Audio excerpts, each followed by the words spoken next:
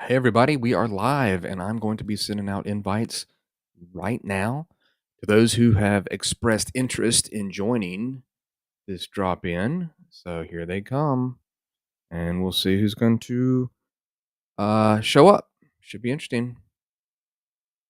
I'm just going to be sending out a bunch, and maybe we'll get lucky and some people will show. And I'll be able to hear them. That would be nice too this time. If I have any mistakes in that regard,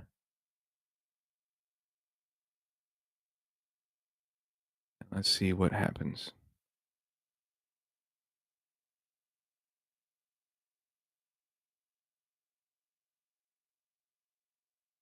Sending them out, sending them out.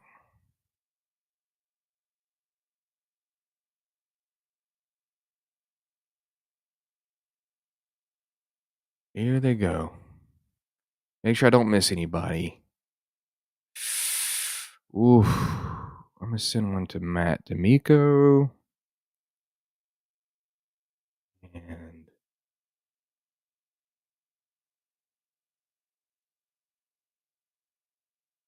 let's see. Nick. All right, there we go. Let's see who shows up. We got a comment. Be there shortly. Okay, cool. Um, Sent one out to several people, and hope I didn't miss anybody. It's always tough to know exactly who's going to show up for this. I feel like I should have some music, but the music I have, I think, sucks. Let's see what background music sounds like. Not that either. Commercial music? I think I got the sound pretty low.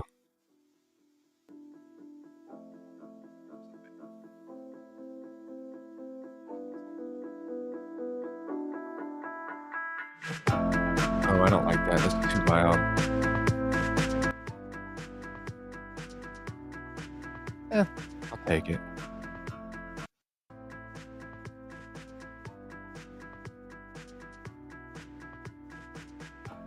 All right, some people that can't make it, but it's okay. See who's able to make it. Right back up. Who else is out there watching this? Speak up.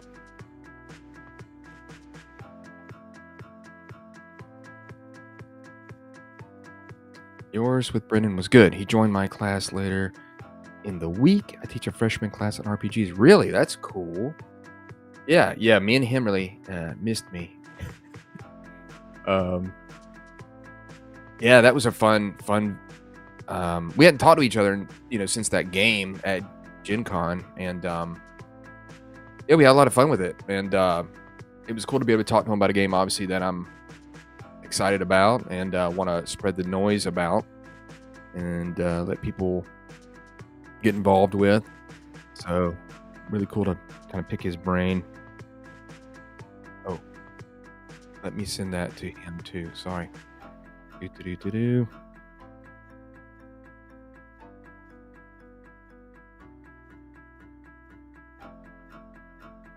There are more going out.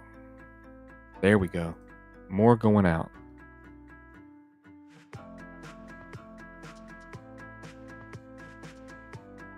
Yeah, I sent it to you, Mr. Reid Zilla.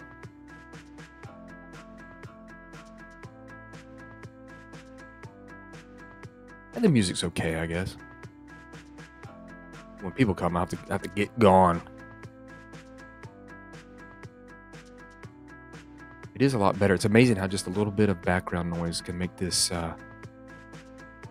seem a little bit less stale.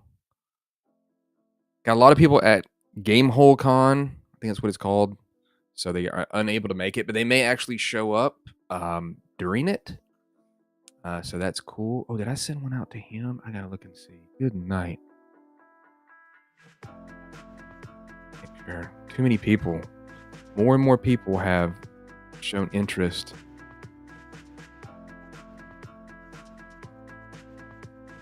I gotta try to remember them all. I need to start. Oh, there's Reid. Adding you to a scene, buddy. Hello, Reid. Hello. How are you? Well, not too bad. Let me just move you over here so that way I'm not looking off camera. Yeah, nice to meet you, buddy. Nice to meet you too. Actually got your invite like 2 weeks ago, and I thought I'd already connected with you, and it just got lost because I get lots of, not thousand, but I get a bunch of friend requests.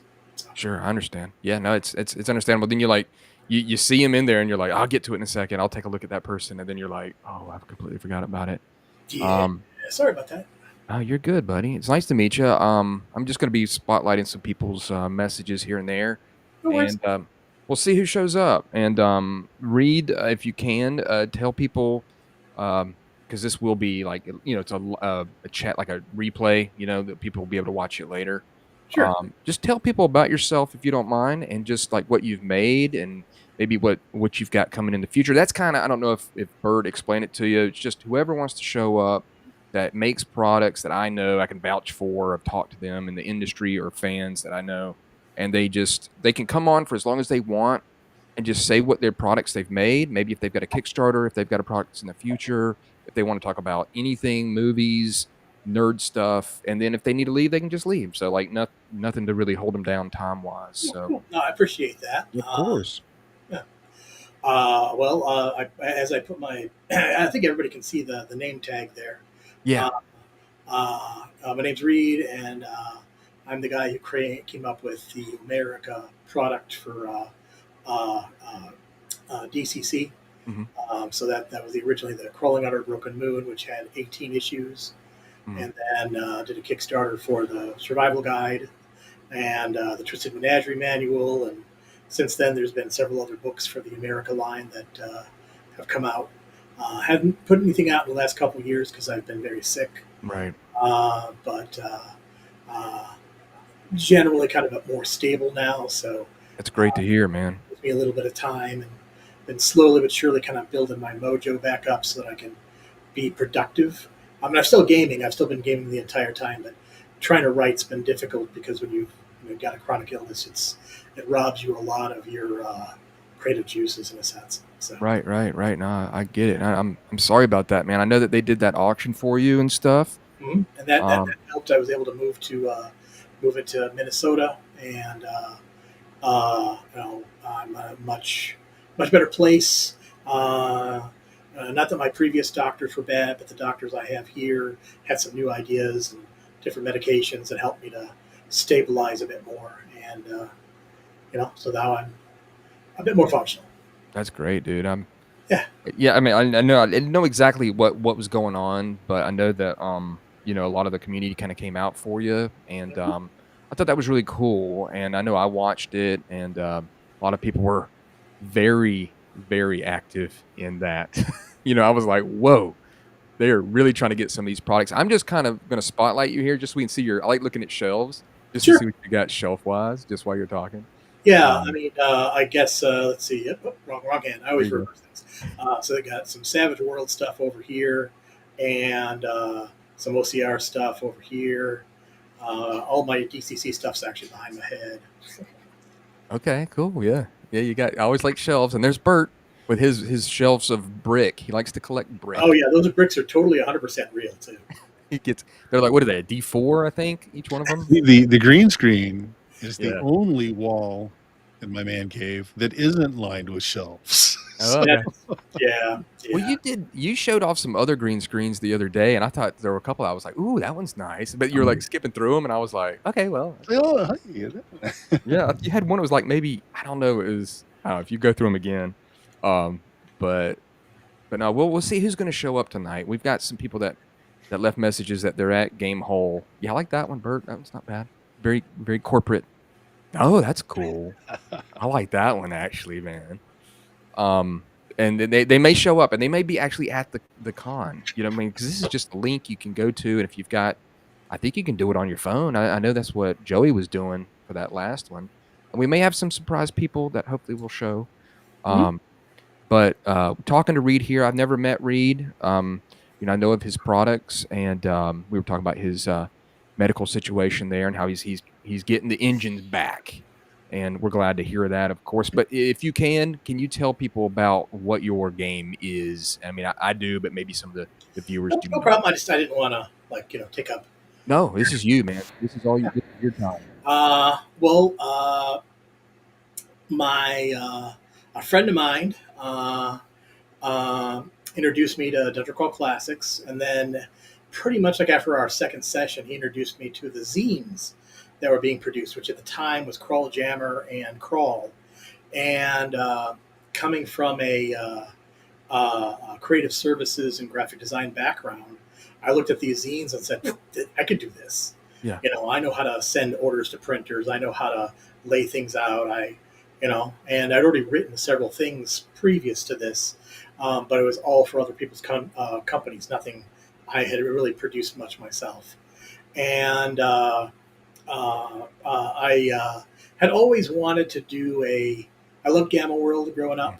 I loved post-apocalyptic movies. Yes. And I decided to take my love of Thundar and Mad Max and see if I could cram it into DCC.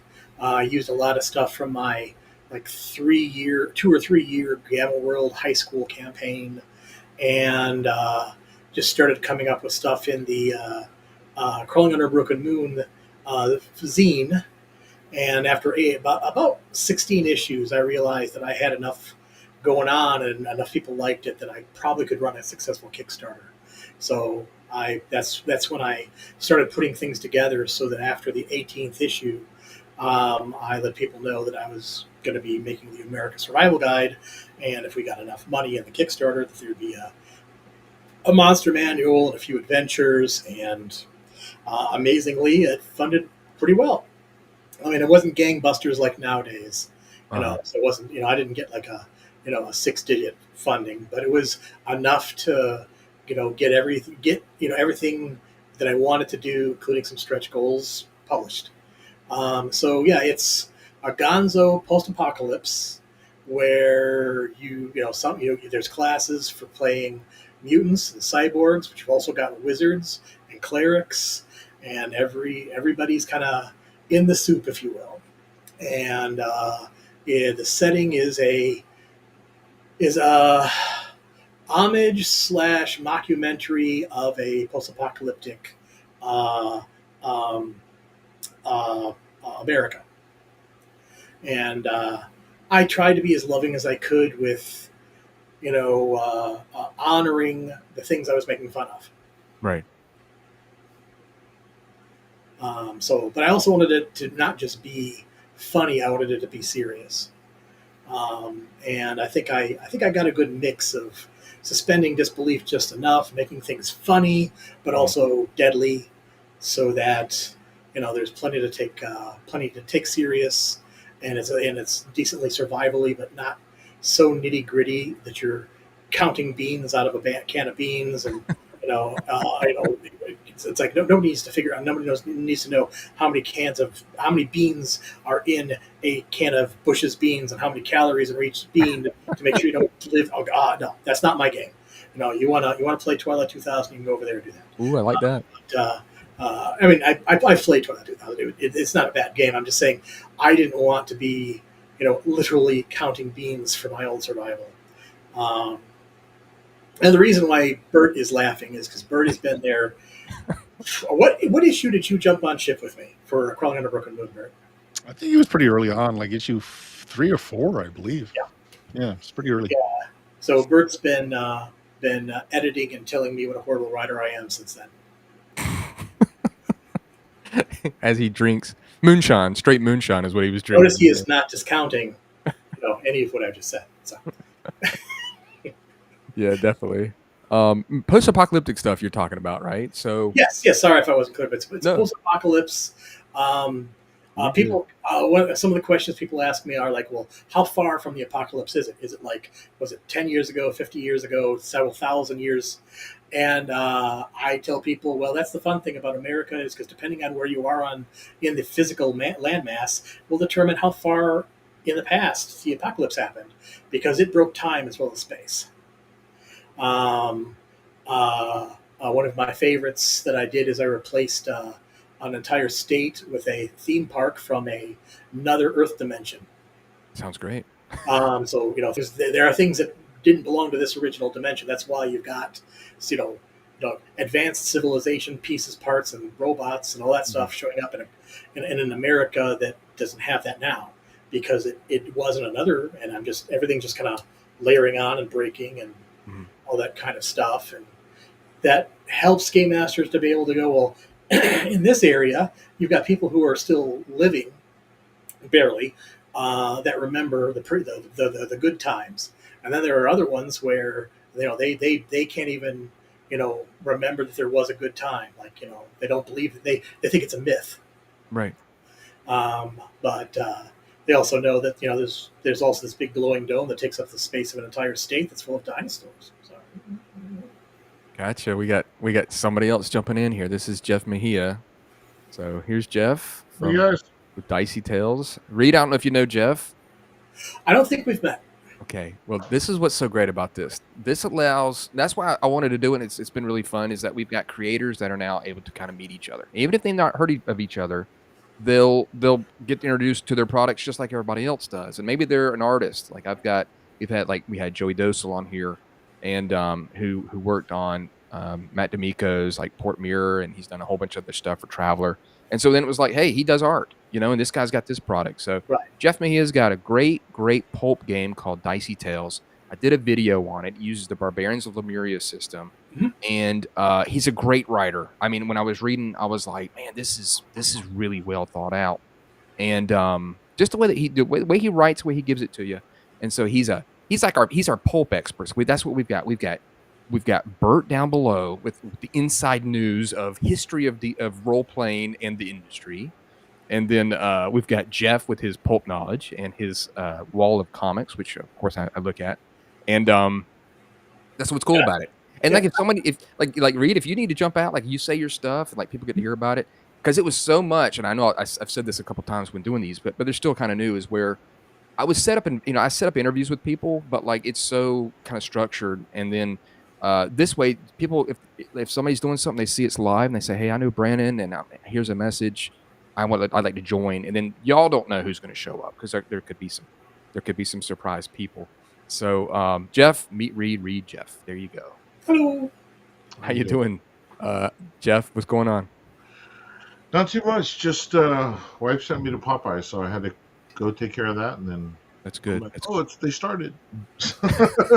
Like I've got Popeyes, but they've started too. I love Popeyes. We finally got one in our town, and it was like jam packed, full of people. Like it was going out to the road where they were getting bad reviews because the traffic was bad, and I was like, they can't help that, And then I finally tried it because we didn't have it in our area, and I thought it was great. I was like, this is good. And then even my wife, who's a huge Chick-fil-A fan, was like, okay, this is a lot better than I thought it was going to be. So, Reid, Jeff, I don't know if you know, he makes the America books setting for DCC, and we're talking about that kind of like post-apocalyptic game that he did for DCC, and it came out before Mutant Crawl Classic. Is that right, Reid? Yes, years before actually. I spent many a times going to conventions and speaking with Goodman and saying, hey. I appreciate you approving my stuff. I don't want to collide with your own project, and he kept it. It was very tight wraps for quite some time. I didn't get to see it very. Like I actually published my own. Like I finished doing Crawling Under Broken Moon and published my own book before MCC came out, and then it was several books into my series that I actually got the pre-retail stuff on it to see if I wanted to write for it. And it was different enough from DCC that I didn't write for it, not because I was having problems with MCC or like a clash, but like I had an alignment stuff, I had spell stuff, I had based myself thoroughly in DCC, and those things didn't exist in MCC. So I didn't see a reason to strip that out to make it MCC compatible. Where right. I stayed where I was. I stayed in my lane, and that's one of the reasons why it's different. Is it's utilizing stuff that MCC did not utilize, right. And yeah. Do you like MCC, or do you have any criticisms of it? Senator, I'd like to plead the fifth. No, I understand. I uh, understand. no, I actually I remember when Jim finished his draft, he's like now I can finally read. He came up to me at the convention. He's like, I put my draft in. I can finally read your stuff, and I'm like, okay. And then we started talking about my stuff, and so it's been friendly the entire time. That's good. I prefer mine mainly because it's what I was looking for in an post-apocalypse style game. So I'm not, I'm not here to go, oh, the other one is bad, and if you like it, you're bad. Right, right. No, no, no, no. You know, I prefer mine. I understand. Yeah, I think that's And what makes it. so That's much what. time to game, so I do the things I like. There you go. And like you brought up stuff like Thundar. I love post-apocalyptic stuff. I think once you like, I love Thundar. Thundar was my favorite cartoon. Growing. I mean, I like He-Man and GI Joe. I was an '80s kid, of course. I was born in '77, and so um, I enjoyed those. And then when I watched Thundar, it would come on too, and I was like, man, this is fantastic. It just doesn't stop from the beginning of the episode to the end. It is 100%. It Yeah. never slows down. It doesn't Right. take a breather. It doesn't do anything like that. But it's just so full of everything, and I think that's what it's one of the things that pushed me towards post-apocalyptic stuff. And of course, in like the movies, Mad Max. I remember going to go see, like, I saw Beyond Thunderdome in the theater, and I thought it was fantastic. I didn't care so much for the second half of it, but obviously I love Thunderdome. But I still, even more now, like I still enjoy that movie, and I enjoy any type of post-apocalyptic movie that I've seen. But I just like more and more Gonzo as I look for post-apocalyptic. I like a lot of Gonzo. I still also like a lot of just real gritty stuff as well. Yeah. Oh, sorry, Bert. I did threw something up in front of that. What'd you have? There you go. I've got mine over here somewhere. Yeah. Oh, here, let me see. I've got this. Yeah, I mean, it's not Gonzo, but I've got this as well. So. Oh yeah, the Herculoids are right. The Herculoids would be at home in America. It's I wanted,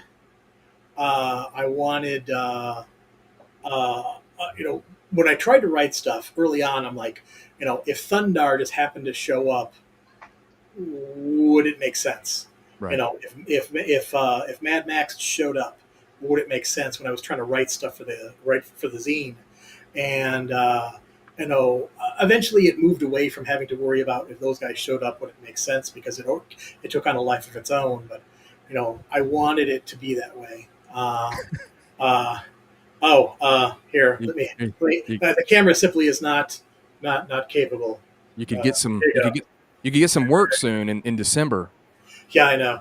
I got a cousin whose husband does that professionally. Yeah. I saw somebody posted something about He-Man. That was actually the influence for issue 5 of Crawling on a Broken Moon, in which I placed Castle Old Skull in the remnants of Upper Canada. Oh, okay. And so there is a He-Man analog living in the remnants of Upper Canada. That's great. And then the American setting. So it did not make it to the actual book, but that's the thing, is I didn't just like take everything from the zines and put it into the books. I took. What do you think there?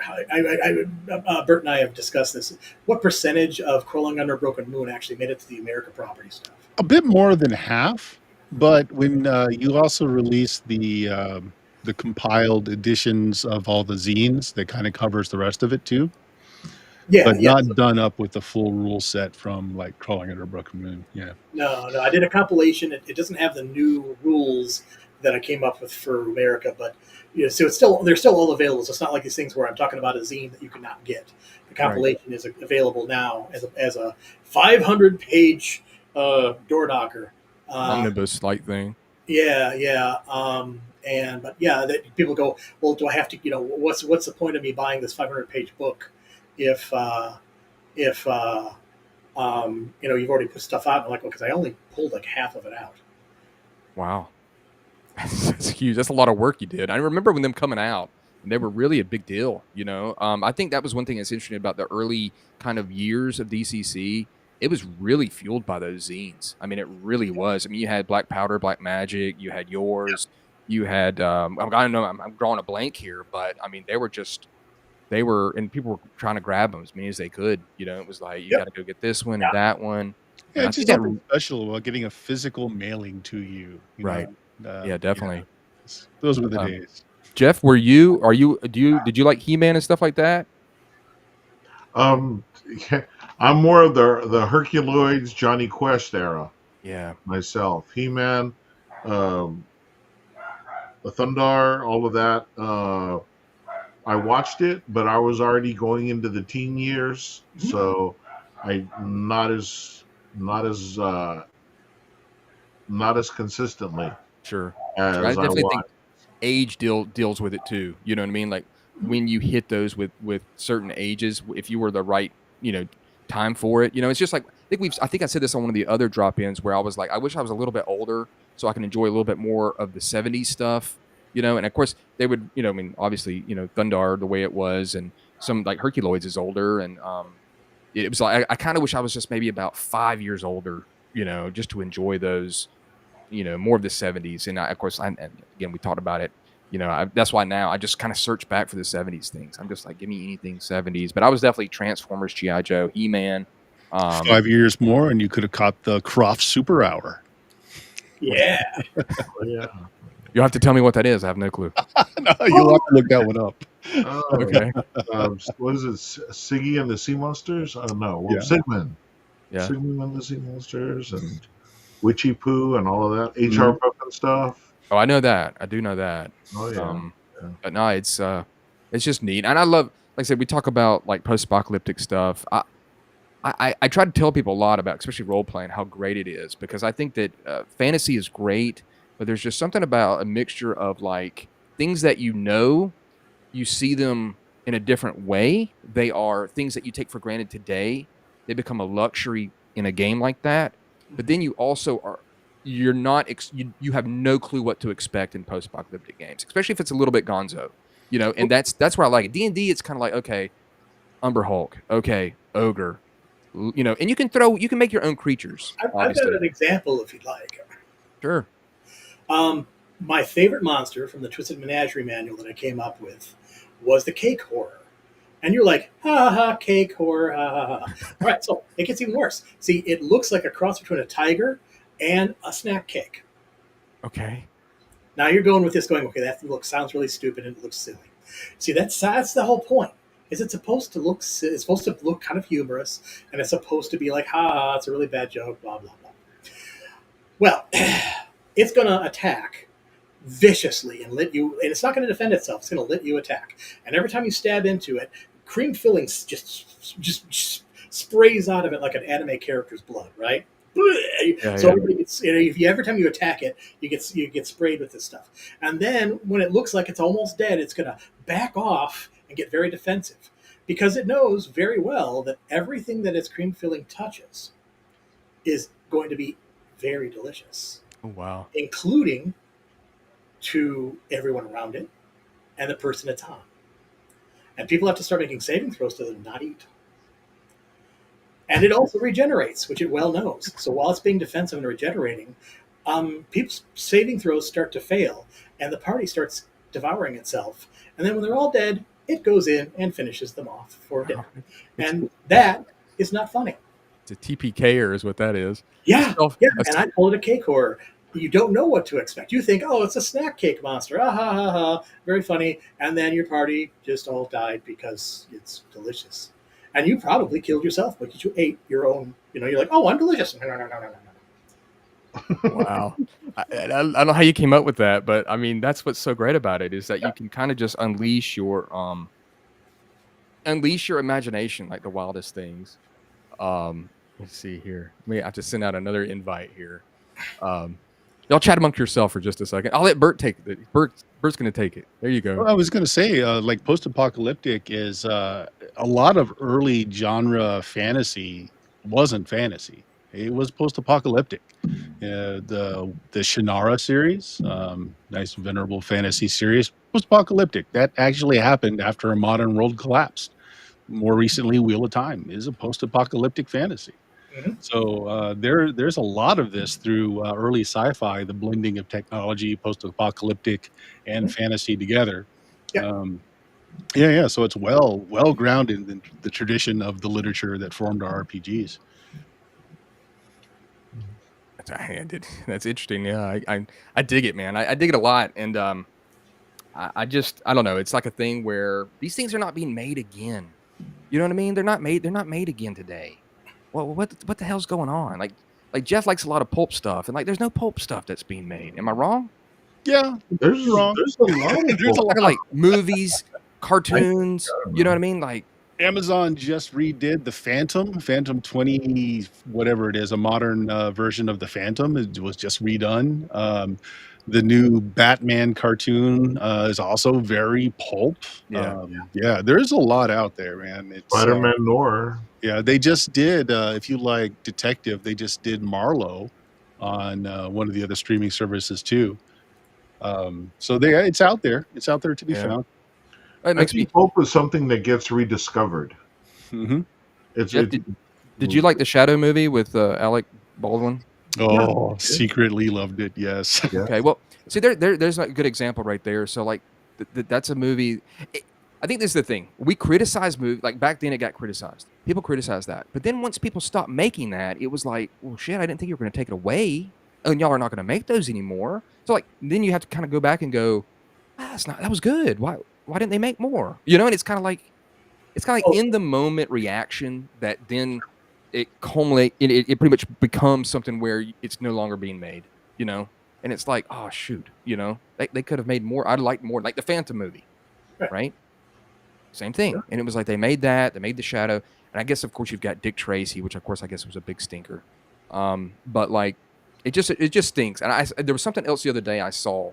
And it was a thing where I was like, well, I wish they'd still make that. I think it was like at the Earth's core, you know? And I was like, they don't make stuff. They kind of do, but it's still not the same, you know? There's stuff that's at least pulp adjacent that's pretty good too. The Lost World. I mean, Green Hornet. I guess it's not that. But Green Hornet, the movie was released within the last 5 years. Yeah. A lot of the Hellboy stuff. People think of it as like a supernatural or a comic book thing, but if you read the actual comic book and watch the movies with that mindset, it comes from it's pulp adjacent, at least, if not relatively pulpy. The setting is 1930s. You know, Rocketeer, Red Lobster. I mean, not Red Lobster. What was his name? Lobster Johnson. Lobster, yes, Lobster Johnson. Okay, he was actually a pulp restaurant. Sorry, that was the. I haven't eaten yet. Yeah, he was the mentor of Hellboy. He was a pulp hero. Yeah. Well, the Shadow movie is 30 years old. Oh man, you know what I'm saying? I didn't come here for that. I did not come here to be age shamed. I'm sorry, but like that's what I'm. That's bordering abuse, Brandon. Just sorry, but like that's what I'm talking about. Where it's like, I think in our minds we think about it, but then it's like nobody like. It is what it is, man. It's weird whenever all of a sudden you throw up a year and then you realize you're like, wow, they really haven't done much with that, or that they don't make those. I mean, I guess you could say definitely the Mummy was a pulpy horror movie, right? Or kind of fun comedy thing. Even though he laughed at everything that was in front of him, I was like, do you not see the horrors that are in front of you? And he was just like, well, I'm going to make some quip and joke. And I was like, well, good luck, pal. But I enjoyed that movie. I didn't care for the rest of them, but the Scorpion King too. Ooh, yeah. Afterwards, you know, the funny thing about the Scorpion King, I really didn't. I cared. You know, it was campy, whatever, and it was all right. And then I watched I rewatched it with the accompanying, you know, people talking about it, right? The commentary.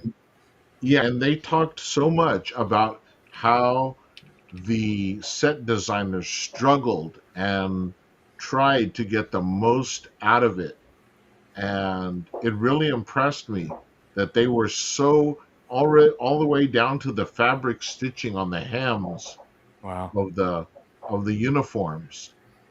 And this is the Scorpion King. You don't really notice it, but then when you listen to that and you go back and you look at it and you say, damn, that is nice. You know, they did do a really good job, because these are people's livelihoods, you know. Yeah. not the actors, not the directors, but just the people in the crafts room and the Right. the artists that create this thing. It was wonderful, Right.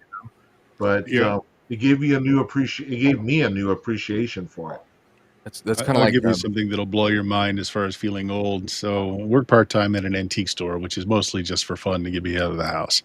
But we have a really vast media room, and I get a ton of DVDs from there.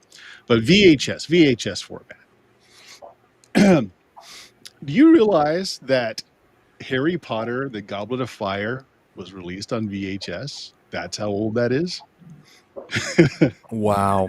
I find movies that come in all the time on VHS. I'm like, it's that old? Yeah.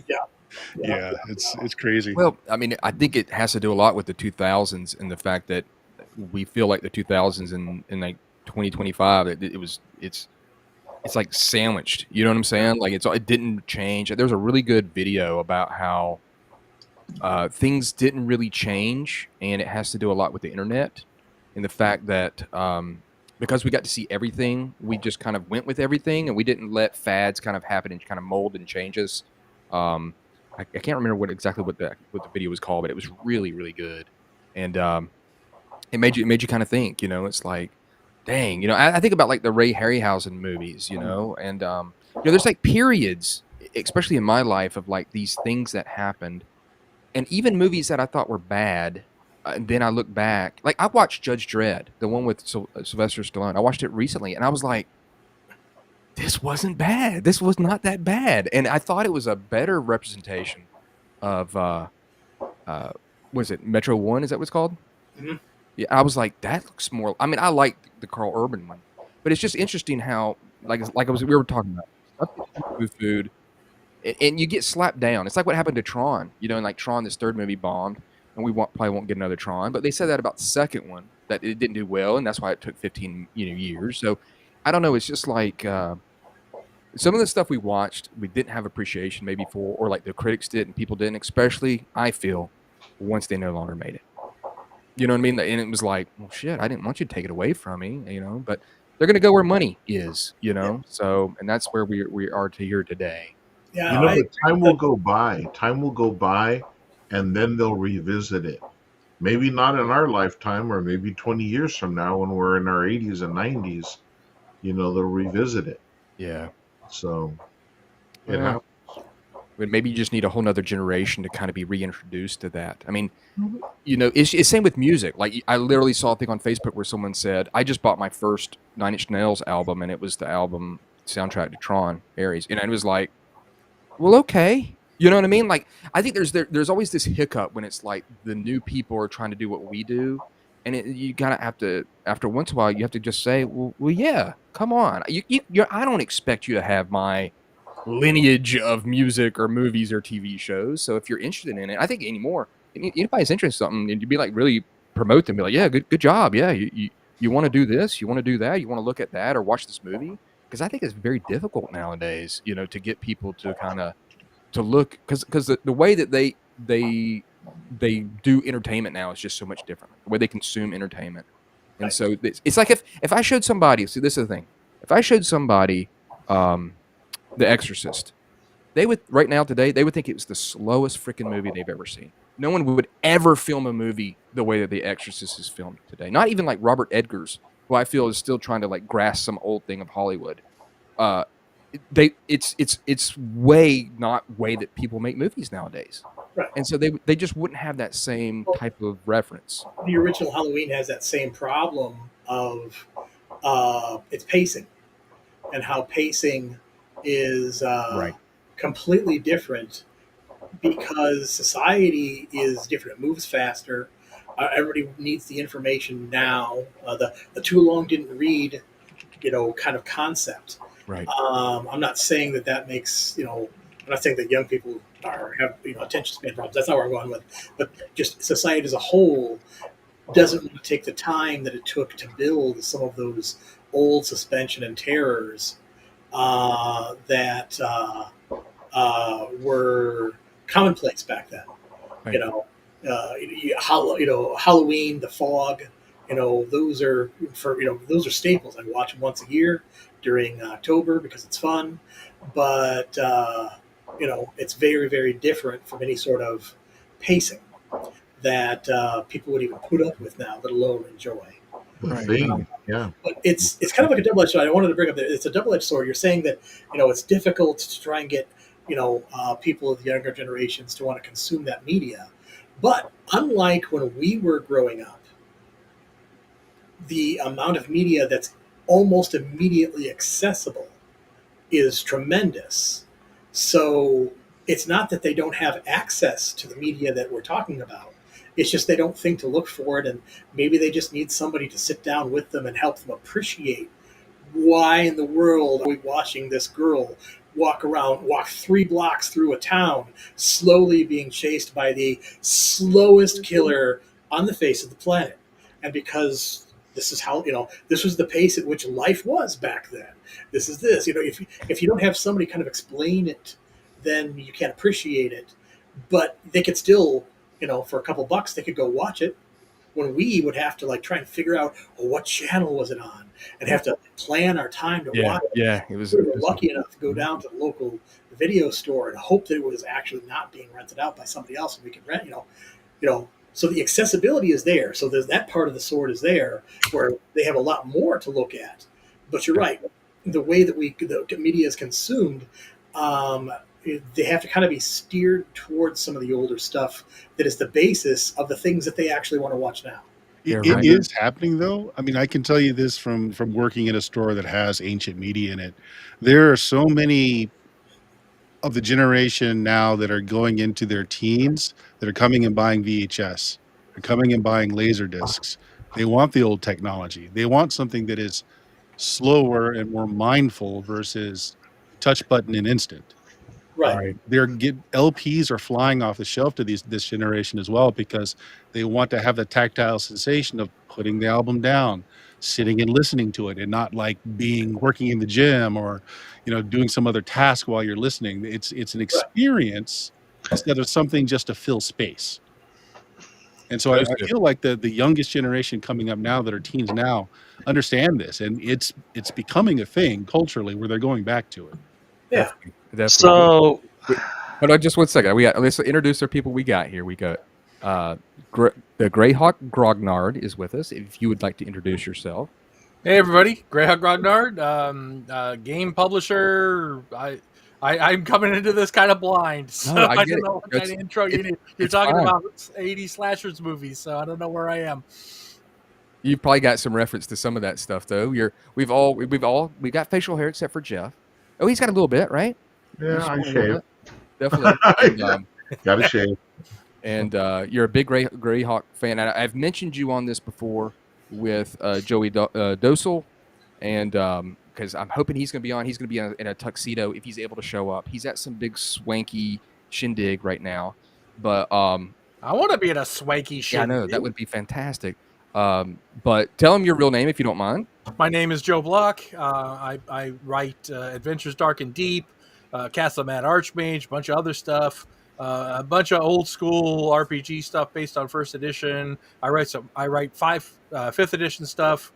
I got a YouTube channel, Greyhawk Grognard. I've got a blog. I've got everything. I got everything. You got everything Greyhawk. You got everything Greyhawk. You're the Greyhawk Grognard, and you've put up stuff that for 5th edition. I know that you put up those books that have done fantastic for Greyhawk. Yes. And I want to get to Greyhawk with you. And this is the thing too. This is the most time. I think this is the most we've had now is 6 people. And we've got Drunken Dragon Gaming. His name is Chris. Or do you got Christopher or Chris? Christopher. This is Christopher. Me and him went to elementary school together. We're talking. Yeah, this is. And tell him a little bit about yourself. He doesn't have a webcam. But just as long as we give each other some time to talk, each of us, now that we're starting to get 6 of us, we're going to try to hit some of these topics. Yeah. If there's something you want to, you can always message me. If there's something you want to actually, say something different, change it. But this is, I don't want to get too. I can get 12. I couldn't imagine with 12 people. But go ahead and introduce yourself there, Chris, and tell them what you do. And you're the GURPS man, right? I am. So I'm a YouTube creator. Do lots of survival gaming, but I also stream my GURPS sessions on Thursdays.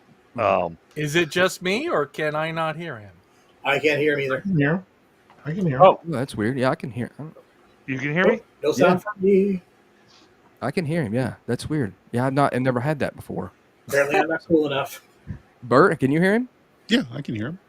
But Reid and This is especially. Oh, wait a minute. I'm hearing him through EV Mux though. We maybe not be able to hear him through the YouTube channel. Maybe that's it. I'm not. I got rid of the YouTube thing. I'm listening only to the EV Mux. Yeah, I'm only on Eve Mux, which I've never heard of before. It's a really great streaming thing. Me and Bert got me onto this once. StreamYard, was it StreamYard, right? That jacked their prices something huge. Yeah, I went to Restream. Okay. No, he got me on this, and so far it's been really great. So I don't know. I apologize if people can't hear him. I have no clue. Okay. Bert, you know anything about that? What that would be? Let me take a look down here. Keep going. Okay. Okay. That's Well, sorry guys. He's gonna be talking. You can see him kind of moving, but we'll try to. Go ahead. Oh. Bert. So I apologize that people can't hear me. No, it's all good. I don't think it's your problem. You're like your fault. But yeah. It's like a seance. Is anybody out there? I can't hear you. Are you speaking? Put your hands on the screen. Well, it's 3 times if you hear. It's the ghost in the machine. I guess so. Yeah.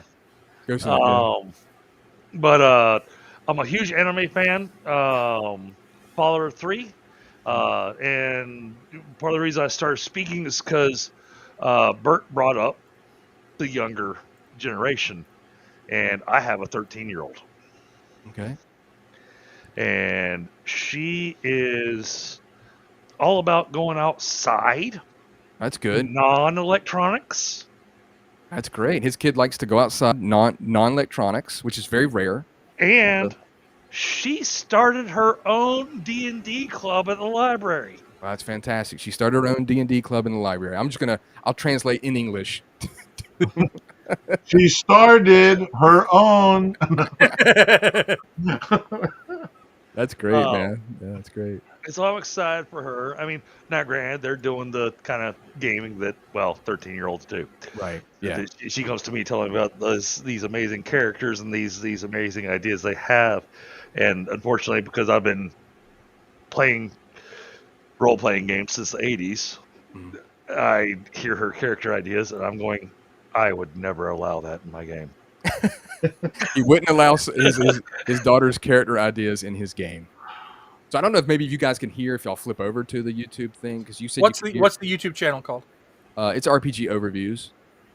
Yeah. That's so weird, Bert. I've not had this. I mean, it maybe with the 6 people, maybe. So here's the question: can chat hear me? I don't know. Yeah, if somebody is watching. Yeah, I muted you guys here and listened to it on YouTube. I can hear you on YouTube. But that's interesting. And you can hear him on EV Mux too, right? Yeah. The only thing I could say is in your list of people there, make sure you don't have someone accidentally muted in the live list for you. I don't see any sign muting down at the bottom there. Well, I can see Drunken Dragon has the camera icon off, so I can see what it looks like to have off, but I don't see the mics off for anybody. Yeah, my camera's off because I don't actually have a webcam. I hate to recommend it, but what I've found with EV Mux, it helps a lot, is if those of you that cannot hear him, refresh your web page. And you can just use the same link and come right back in. Or just hit the refresh button on your web hit the refresh button up there. Okay, I muted the live stream and I'm on YouTube and I can hear now. Okay. So you can hear him on the live stream? Muted the live stream and I'm on YouTube and I can hear now. Okay. Start talking now, Chris. Yeah. Okay, but I'm catching feedback. I can also hear myself talking in like a delay, which is technology, gentlemen. 2025. I hear him, but it's Lithuanian. I don't understand. Well, that's not bad.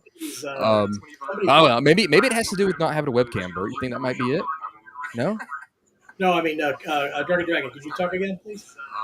Yes. Yeah, I can hear him now. You can hear him now through EV Mux. Yeah, I just refreshed the page. Okay, but Joseph, you don't have him. Somebody's background. You go by Joe or Joseph? So I think somebody's mic is picking up your speakers. So Greyhawk may want to do a refresh. Yeah, just refresh your browser page. Joe. Yeah, this is my. There we go. Yeah, it looks like you turned off your There we go. volume. We're good. So can everybody hear him now? Yeah. Start talking, Chris. Greyhawk may want to do a refresh. I'm still getting feedback from somebody's speakers. Well, it's 10:51 on a Friday night. Everybody's partying, and then it's it's just us dealing with it. A couple people maybe. So that's live. That's live television for you, folks. Go to bed, internet. You're drunk. Yeah, you're drunk. And of course, I told a certain person, Bert, that we were doing this, and he's yet to show. Just us dealing with it. A couple people maybe. So that's live. That's live television for you. This is good content. This is quality content. hey, this is stuff when people talk. You see these guys? They don't have a clue what they're doing. So yeah, somebody's speakers is feeding back over their microphone. Let's see who it is. Yeah, I just turned off my microphone on not like the physical microphone. Well, I know it's not. I know it's not you, Reid, because while you were refreshing, we were still having it. Okay, cool. I think it's Joe. But if he's listening to me kind of delayed. Oh. Nobody move. Nobody. Well, I know it's not you, Reid, because while you were refreshing, Well, maybe I don't know, man. I don't know why this has happened, Bert. Yeah, we're picking up. Did it happen while I was refreshing? We could hear your feedback. Yeah, Joe, are you listening through EV Mux or are you listening through YouTube? Well, maybe I think it's YouTube. Why doesn't each person try to mute? Oh, there we go. Nope, we've shamed him. I think he's refreshing. I hate that this happened. I really hate that it. this happened, though, man. Let's see. Okay, so yeah, we got the Greyhawk Grognard. He's joined us. Yeah, I don't hear any feedback anymore, so I think we're good. I don't know. He was on a 50. He's joined us. And then on the soundboard. There we go. Okay, so is this better? Much Yes. Much better, yeah. Can you hear Chris now? Chris is going to talk. Can you hear me now? I can. Oh my God. Okay. All right. So that's the thing is the standard Microsoft's, close it down, start it back up. There you go. It's like a work Zoom call. Like 5 minutes before the end, everybody can hear everything. Wait, somebody has to have a cat walk in front of your screen for that to be the Zoom experience, though. Hold on. Now, to be perfectly honest, I didn't even expect to jump in on this tonight because, I had just finished wrapping up my stream, and then I saw Brandon was live, and I was like, oh, let's see what we can do. Let me go see what Brandon's got going on. And then I hear you guys talking, and I hear y'all talking about stuff that I actually want to talk about. All right, let's all leave now. And then that happened. Exactly. Well, so Joseph, you go by Joe or Joseph? Joe. Okay, Joe. I don't know exactly people's ages. So like Jeff, just so we kind of introduce some people here, because I don't even think we did that, did we, with him? Jeff has got a game called Dicey Tales. He's a pulp guy. He loves pulp. Bert's an everyman. His hands are in everything. How would you explain yourself, Bert? Give yourself like a sentence. I don't think I can do it. I need a paragraph. And then Reid, if you'd like to just introduce yourself again, like a little quick thing. I'm Reid. I'm the creator of the America property for the DCC, third-party publisher. So the American Survival Guide and the Crawling Under Broken Moon stuff. I got you there. Very cool. Yeah, there we go. And then Drunken Dragon Gaming, he's got his own YouTube channel. He likes GURPS. He went to high school. I mean, I think we went all through elementary, middle, and elementary. High school. Yes, we did all three. And Joseph Bloch has made some great. He is a Greyhawk guy, obviously. And so I want to hit two things here. Obviously, we got GURPS, because I do want to talk about GURPS, especially with Bert, since he's got the knowledge, and Chris has it too. But tell us about Greyhawk. Okay, so I started with 2nd edition D&D. Right. So it was all about Forgotten Realms, pretty much, and Ravenloft. Yep, I saw that. Wait, Brandon, you started 2nd edition? 2nd edition, yeah. Why didn't you start in 1st edition with me? I was playing Twilight 2000. That was actually my first role-playing game. That's a great game. Yeah, I've got the box set right over there. It was my first role-playing game. Was that, and I also got Cyberpunk, and then I think I got Cyberpunk after D&D. But yes, some guys introduced me to 2nd edition. That's what they had, and that's what I went with. But Joey Dosel's not here. We didn't really get a whole bunch into Greyhawk, but since you're so much into Greyhawk, can you tell us what it is that you love about Greyhawk? Like why it is that you do all the products that you do for it. I've done like half-hour-long videos on this topic, so stop me if I keep just talking too long. Yeah, the cliff notes if you can. All right, so for those who don't know why Greyhawk is so cool, it was Gary Gygax's campaign originally, right? So this is the campaign really that defined Dungeons and Dragons. Dave Arneson had his Blackmoor campaign, but it was kind of a proto D&D thing. When you're talking about either the white box or 1E, the world of Greyhawk is what defined it. And what I love about it is it's not just a picaresque, fantasy Europe. It's kind of got that a little bit, but everything is kind of tweaked in one way or another. There's like a fantasy Switzerland, but it's not quite. And there's something that kind of sort of resembles Scandinavia, but no, because it's linked to these white supremacists down in the jungles, and there's all this stuff that it really feels like it was done by somebody, and it was, who really loved the old pulp fantasy stuff, the Conan and the Fafhrd and the Grey Mouser and all that good stuff, and it all really comes through in the campaign, and it has room for just about anything. It's mostly fantasy, but there's technology in there too. There's you got these hints of a long destroyed civilization, but that's not like the immediate thing. And then and there's some things that are world challenging, but most of the things that the players are going to do are just like a village is threatened by orcs. Mm-hmm. It's not, everything doesn't have to be this world-saving 30 adventure long thing. It's very down to earth. It's very gritty. It's relatively low magic compared to like Forgotten Realms or stuff like that. So there's really a lot of things to recommend it, and possibly one of the best things, it's got this great Darlene map that you see behind me. This was included in the original folio in the gold box. This is just one of those most evocative maps that you will ever find in fantasy gaming. So, and do you have that just like up on your wall behind you? Is that no, it is? No, actually, I had custom curtains made. Oh wow! So this is on Drape and Pipe. Yeah, that's dedication, man. I remember it had the best paper on that map. It wasn't really a paper; it was a plastic thing. It was like pebble, yeah. Yeah, it was texture. wonderful. Yeah. I still have mine. I haven't put it up, but I still have it. And, I never found a map afterward that was anything like it. Right. So, I just loved it. So, Grognard, you go by Joe, right? Joe. Call me anything, just don't call me late for dinner. So, my thing with Greyhawk that I loved is that other than Tolkien's world, it's the only D&D setting that was fully fleshed out. Ooh, that's bold words there. Forgotten Realms was massive. No, I know what he's talking about, and because I know what you're saying. Forgotten Realms got fleshed out over time. Oh, you mean when it first came out? Right. Oh, okay. When Greyhawk came out, it was a completely fleshed out world. Inception, yeah. Really?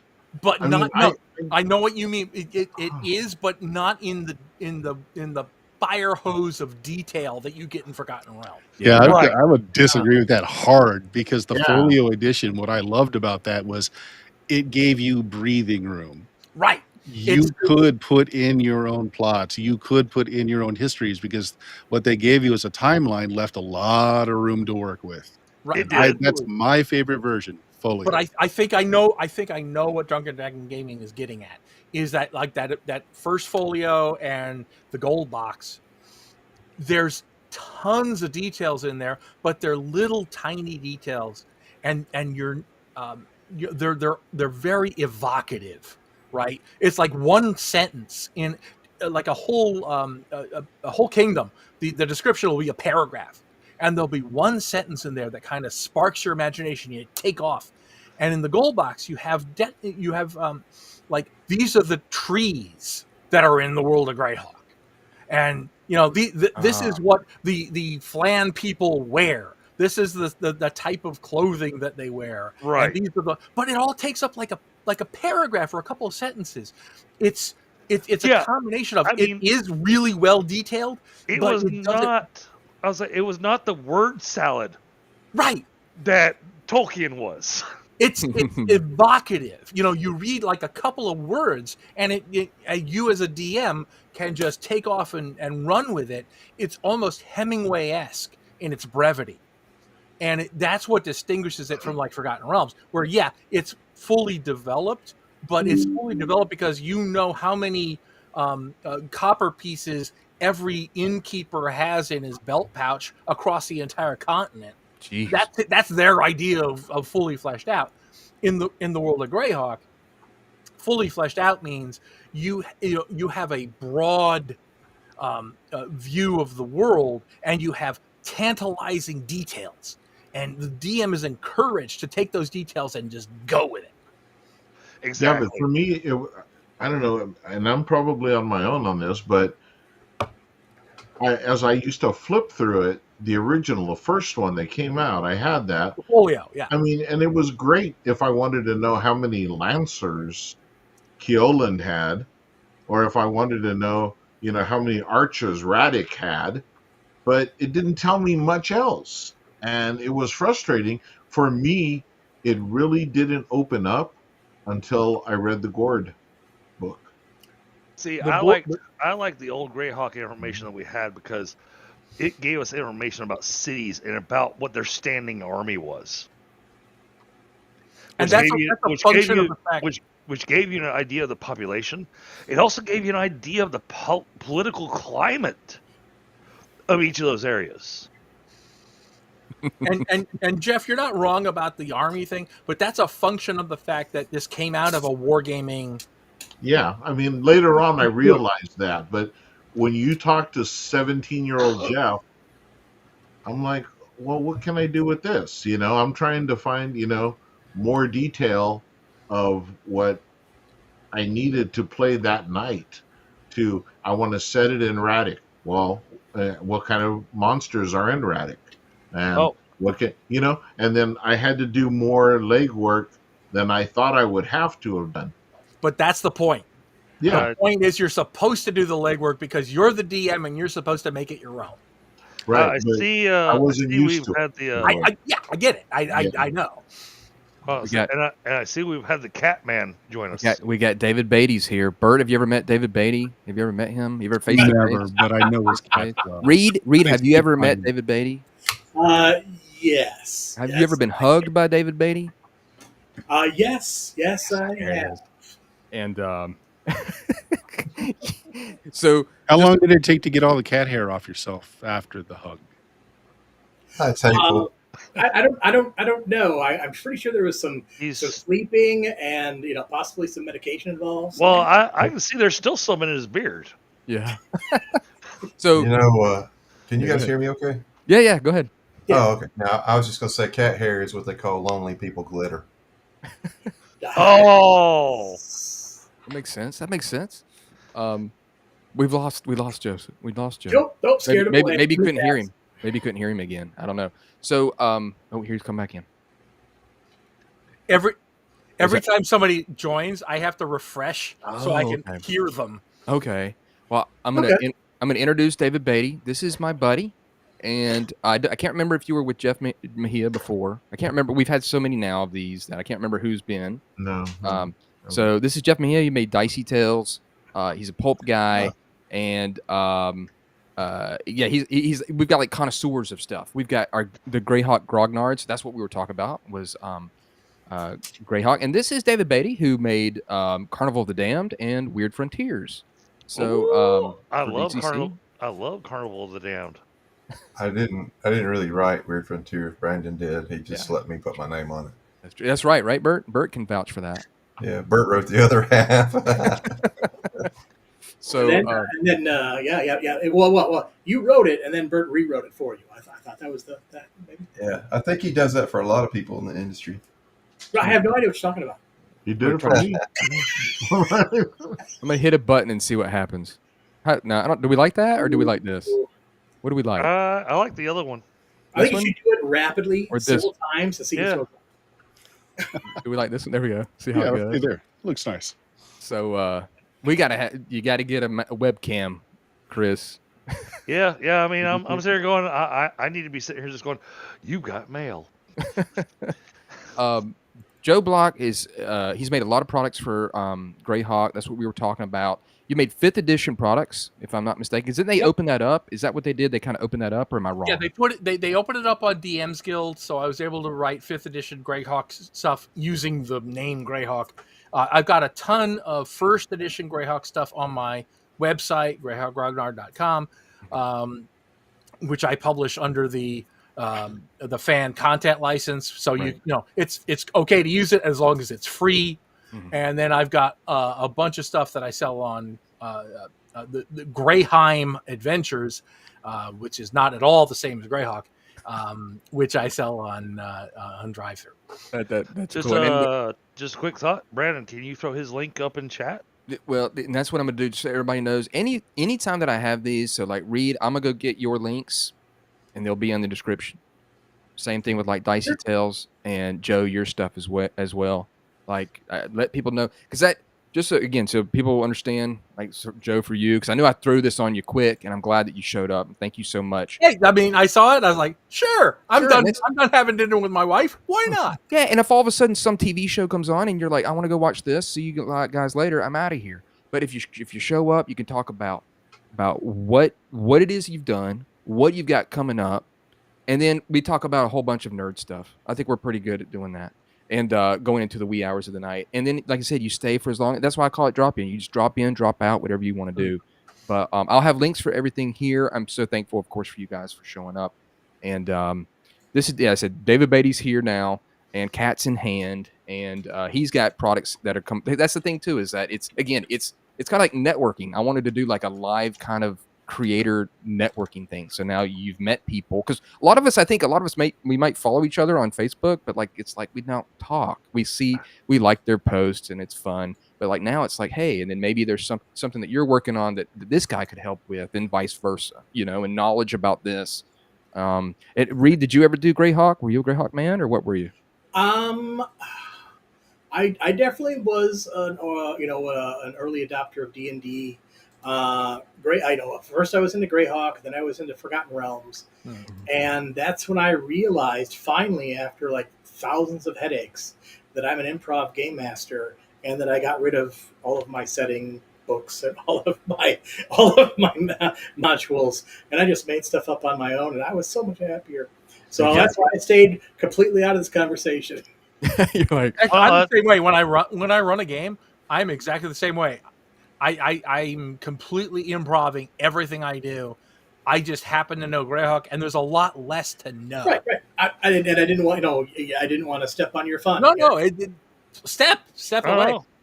And I have to agree with Reid, because I've been building my own fantasy world for the last 30 years. That must be nice. I haven't done that. I wish I could. It's one of those things where I think see people, like, hear that story about there's some group that's been playing 1st edition, the same campaign. They've been playing it for 80, 90 years is what the story's going to be down the road. That's the way it's going to be. Like down the road, you'll hear that story. 5 years or something. Yeah. And it's like the news every once in a while. Yeah. It's like, well, that's pretty cool. I wish I'd kind of done that. And I've talked about that in other videos. And I think there was a time where, when these games came out, all these other games, they did some cool stuff, but ultimately there was a game in the past that you probably loved that got you in the hobby. Mine's right here, second edition, and it was like that's the one that, even though I played Twilight 2000, that was the one where I really dug deep into, and of course it was fantasy and more than what I mean, I like Twilight 2000, but and I think that's kind of how it is we bought a bunch of new games, and then I think after a while I tell people go back and play that game that got you into this hobby, and trying to rekindle that. I mean, I think we're all kind of chasing nostalgia on every single thing that we do now, it seems, and it's like I think that's kind of part of it. So I kind of am envious of that, especially like with Greyhawk. You're sticking to your guns. Was there any other settings that y'all enjoyed other than the ones that you've talked about here? Oh, like absolutely. Joe? I was a big Wilderlands fan back in the day. The Judges Guild setting, right? And I love.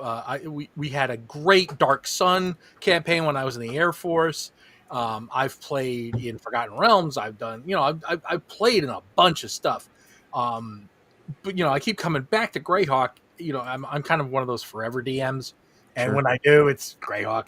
But I like to bring in stuff from other settings, right? So, I run Greyhawk, but I'm also running Spelljammer because there's Spelljammers in Greyhawk, right? And connective tissue there. Yeah, exactly. There's stuff you can do together, and I always like to. I love a lot of the Ravenloft stuff. The 2E stuff with the the evil elementals. If you summon an elemental in a graveyard, you're going to get this thing, and I will absolutely loop all that stuff into my Greyhawk campaign. So it's not. I'm not like some Greyhawk, some purist. Oh, if it doesn't have Greyhawk on the cover, I'm not going to use it. I think that's good to hear. Honestly, Ravenloft was my favorite TSR setting. What's that? Ravenloft was my favorite TSR. Yeah, I love Ravenloft. Well, and I'm glad you brought that up, Reid, because I was getting ready to ask. Out of especially second edition brought in all these different world settings. Great. The Domains of Dread, yeah. So then comes the question of, what was your favorite module to ever run? Ooh. Mine was the Created. And the reason I love the Created is that even though the module is written for 1st to 5th level characters, I threw it at a party of 20th level adventurers. Oh, wow. And I damn near wrecked that party. Is the Created? Is that the one with like the puppets? Yes. Yes. Yes. When you get turned into the marionettes, you lose all your powers, lose all your abilities. You don't have fingers to be able to do somatic components. Wow. That's a good one. I actually played that one. And I think that somebody I played with, they tried to set the place on fire, even though we were made out of wood. Oh, and I died. And I converted it 15 different times. Oh wow, you're a fan for different game settings. Yes, I'm very much a fan of that. You created the Created in other games. Yes. And then what about Mr. David Baity? Like settings that you liked. I was kind of like, in all honesty, I never played one particular setting. I would usually steal ideas from it and do like a homebrew. But I think that if one particular setting that I would go back to that I have played very briefly in and ran a few games would be probably Planescape. Yeah, I know you were always a big Planescape fan. Yeah, I love that. I mean, the map, the Dietrich art, everything was just top notch. That's got such an interesting set for it. I love Planescape. I'm going to be the odd man out. I do not like Planescape. I like Manual of the Planes. Uh-huh. Jeff Grubb wrote it. I like that set. That version of the plane. Cosmology. Yeah. I know. Tons of people love Planescape, but the whole cant and everything, and it's like it changes what I was used to, and I guess that's I'm old. I don't like change. Well, your name is Greyhawk Grognard, so I mean, I wouldn't expect you. Yeah, to it's in the name. Yeah. Another one that you guys will be surprised is Red Steel, Oh, Red Steel, I loved. with a lot of the compiled articles from Dragon Magazine. You know, with the classes that they had, the Rakshasa, the Lupin. To me, those were some of the coolest classes. And then Red Steel itself is almost a little Gamma World like, in that the red dust gave you these mutations and so I like that one a lot. Oh. I just like the Mexicans and D&D part. Mastica? No. Funny enough, after the year 2000, I dropped completely out of D&D. I dropped the system entirely. I think that's pretty normal for a lot of people. Though. Yeah, I was going to say I did the same thing. Well, because the system was too restricting. You were looking for something a little bit more. And the biggest problem I had with D&D was the alignment system. I know a lot of people have problems with alignment. I never had a problem with it. I never really worked. I love alignment. I think it's vital to the core of the game. Well, my problem with alignment is that it doesn't allow for the morally gray zones. Oh, I got you know, when you've got spells that specifically target people that are chaotic or lawful or neutral, or you've got spells that target alignments. I see what you're saying. Then the way their character is not exactly like that, even though that's what their alignment is. Is that what you're saying? Right.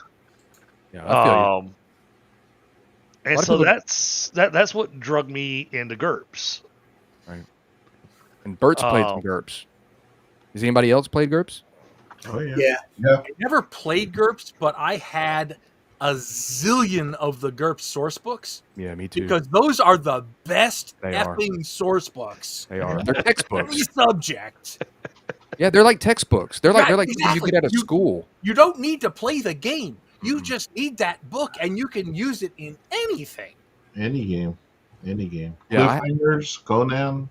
Yeah, they were amazing. I had the 4th edition, the hardback ones. I think that's what it was.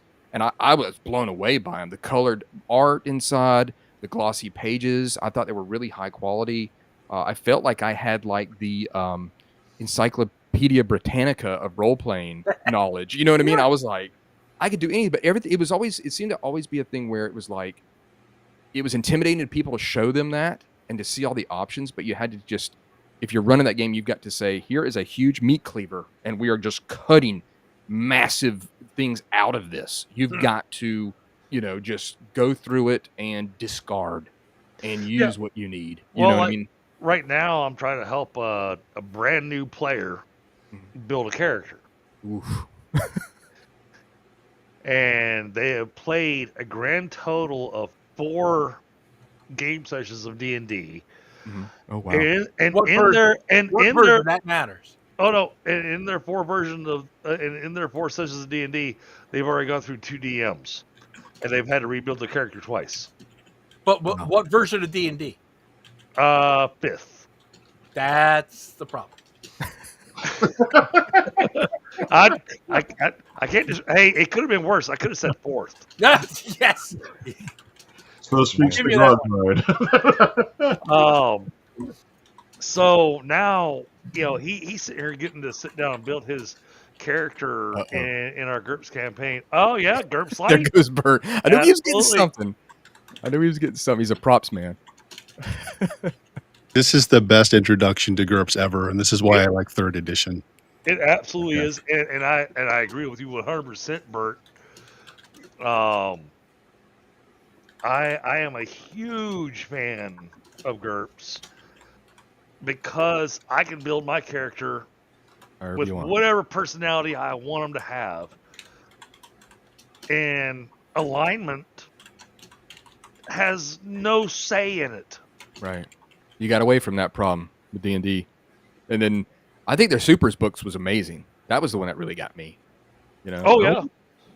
The Now, granted, the Supers book is a pain in the ass to it is. It is. But that's the thing that it shows you, like, your imagination, whatever you can think of, with this power, with this character you're building, here it is. Like, you can do that. If you need to pick up a cat like David Baity to get your powers with this ability, then you can do that. You know what I mean? Like, that's how you invoke that power. Well, but let me bring up the one thing about all of these extra books that came in GURPS.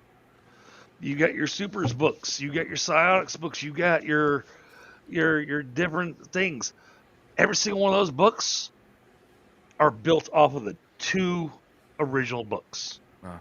Every single one of them is built off the basic set. Well, that's good then. All it is where people had an idea on how to work numbers from the basic set. Right. They didn't add something. They literally just took the original rules and went, here's how you do this. Right. No, I'm with you. I'm with you with that. Joe, did you have something you want to say? I did. Because you Brandon, you mentioned the problem of alignment in D&D. I don't think alignment is a problem in D&D. I think alignment is the core of D&D. Because it's a different game. If you want to do GURPS and GURPS lets you do all kinds of morally ambiguous things, that's great. That's what GURPS is for. D&D is not for that. D&D is not intended to be a game in which you're playing a morally ambiguous character. D&D is a game of good versus evil. Gotcha. You are good. You are destroying evil, and that is what D&D is about. Right. And that mythic, you are going from the peaceful village into the chaotic dungeon where the fairy folk and the orcs and everything. It's the mythic underworld, and that's integral to the game of D&D. It's a different game. If you don't like that, if you don't want to play a game where you're playing good versus evil, you are unambiguously morally good, and you're defeating evil, which is threatening civilization and whatever. Play a different game. Play GURPS. Okay. Play Twilight 2000. But so Joe, I've got to disagree with you on this one. Oh boy. No. I am not. I do not have commandments in my. I'm not on the mountain from on high. My reason for disagreeing with this is that you have all these novels that are based in the D&D worlds, all these Forgotten Realms novels, all these characters that you read about that are morally ambiguous. Yes, you are not wrong at all. And so when you're going to play in that world, you want to play a character that's like that person you read about. All right, let me decompose that. You're talking about setting. I'm talking about rule systems. You can play Greyhawk GURPS. I've seen it. People have GURPS Greyhawk out there. Yeah, I know. I ran it. Yes. Yeah, but I'm talking about game system. If because novels are not game mechanic system things, right? Because right. But the problem is that if you've got young people who have been reading the books, and then they start playing, but then all of a sudden they find out they're locked into this personality. I disagree. I don't think alignment is personality. Alignment is kind of above personality. Is it? Yeah, it really is. It really is. You can have somebody who's goofy and still be lawful because ultimately they believe in the rightness of society. But can you play somebody that's chaotic good and have an enemy that has been subdued, but that setting them free or anything like that would potentially execute extra evil on the world? Would a chaotic good person execute that person? I've had this happen. I've had this exact conversation happen in an adventure. Dave, it was Joe's wife that did that. My wife. No, not Joe's. it was we were like, okay, we've got bandits, we got to get rid of these guys, and it was like all of a sudden she was like, whoa, and then it was on. It was like, okay, we just tie them up. Okay, well, we tie them up, they're gonna die. They can't get out. And it was, if we put it, they had some cages, I think they were like slavers or something, and it was like, well, we'll put them in the cages. I was like, well, they're gonna die. It's like, why not kill them? And it was this whole thing, and it completely derailed the game. And I think it ended right there, where we were just like, we can't get past. Yeah, there's Jeff. And it was like, these were terrible guys. Do we kill them? You know what I mean? And it was like, oh no, we've with this. I think there's just got to be. I always said that, and I think it's kind of what you're talking about, Joe. Is I always said that when you play a game, it's really great if just a bit of your character is a paladin, just in their mindset, and it's that thing about good versus evil, and that's how I kind of envision a lot of my characters. I never have done like an evil character, I never done it. Don't want to. I don't really care to do it. I want to be a hero. I want to be Luke Skywalker. Did you not play in high school? And now, Brandon, unfortunately, I ran way too many games. Yeah. Where the players all wanted to be freaking anti-heroes. Sure. Yeah. I think everybody's run into players like that. Oh no, I wanted with an entire party. With one guy that wanted to be good. Guess that's why they made certain games that were just like that. Yeah, they were like, and I'm just like, I don't know what the hell I'm going to do with this. I'm when you put him in the dark sun. Exactly. Dark side. Oh, and I tell you what, I absolutely love the Dark Sun setting. Oh, we had a blast when I was in the Air Force. We played that for a year, and we had a ton of fun. Now, Grant, the reason I love the Dark Sun setting is because the Praying Mantis. Yes. The Thri-kreen. Yeah, the Thri-kreen. Yeah, they're awesome. Any character that doesn't have to sleep is awesome. I had an article in a character that is always armed. Yeah, that's pretty good. What would you say, Jeff? I had an article when I was doing blogs and stuff about how if you want to do evil characters, you watch Reservoir Dogs, because every single alignment of evil is in Reservoir Dogs. Oh, that makes sense. Yeah. You want to play lawful evil, look at Mr. White. You want to play neutral evil, look at Mr. Pink. You want to play chaotic evil, Mr. Blonde. And they're there because the thing is, there's always somebody that wants to be evil in the group. Mm-hmm. And I've had more games crash and burn in my early days by letting that one guy play evil because he wants to be the big bad, loner dude, and he comes in, and then all of a sudden he's stealing from the party, and before you know it, the other guys are over to me in the kitchen going, "Who the hell is this guy? Why did you let him in here? He's a jerk." So yeah, I would argue that's a misunderstanding of the definition of evil in Dungeons and Dragons. Mm-hmm. Yeah, I'll agree with you there, Joe. Because evil doesn't need to be outwardly evil. Right. Evil needs to be subtle. Yeah, but they don't get that. Well, they don't just because they don't get it doesn't mean it's wrong in the game. Yeah. Yeah, the 15-year-old Dragonlance, Knights of Techesis. Good examples of lawful evil. I love Dragonlance. That's another setting I forgot about. Yeah, I love Dragonlance. Yeah, Dragonlance, of course. All the modules when they first came out. My God, I was a Dragonlance geek. Well, Dragonlance ushered in a lot of people because of Chronicles. Chronicles was like the door open. They set the standard. We were talking about novels before. They set the standard for those things. Well, look at the most popular character in that book. Who was it? Raceland. Well, exactly. Well, no, me, no, I disagree. He was the Drizzt of Dragonlance. So hold on, Brandon. I got this for you. So growing up, you remember I had my younger brother who was built like a brick shit house, and I was skinny twerp.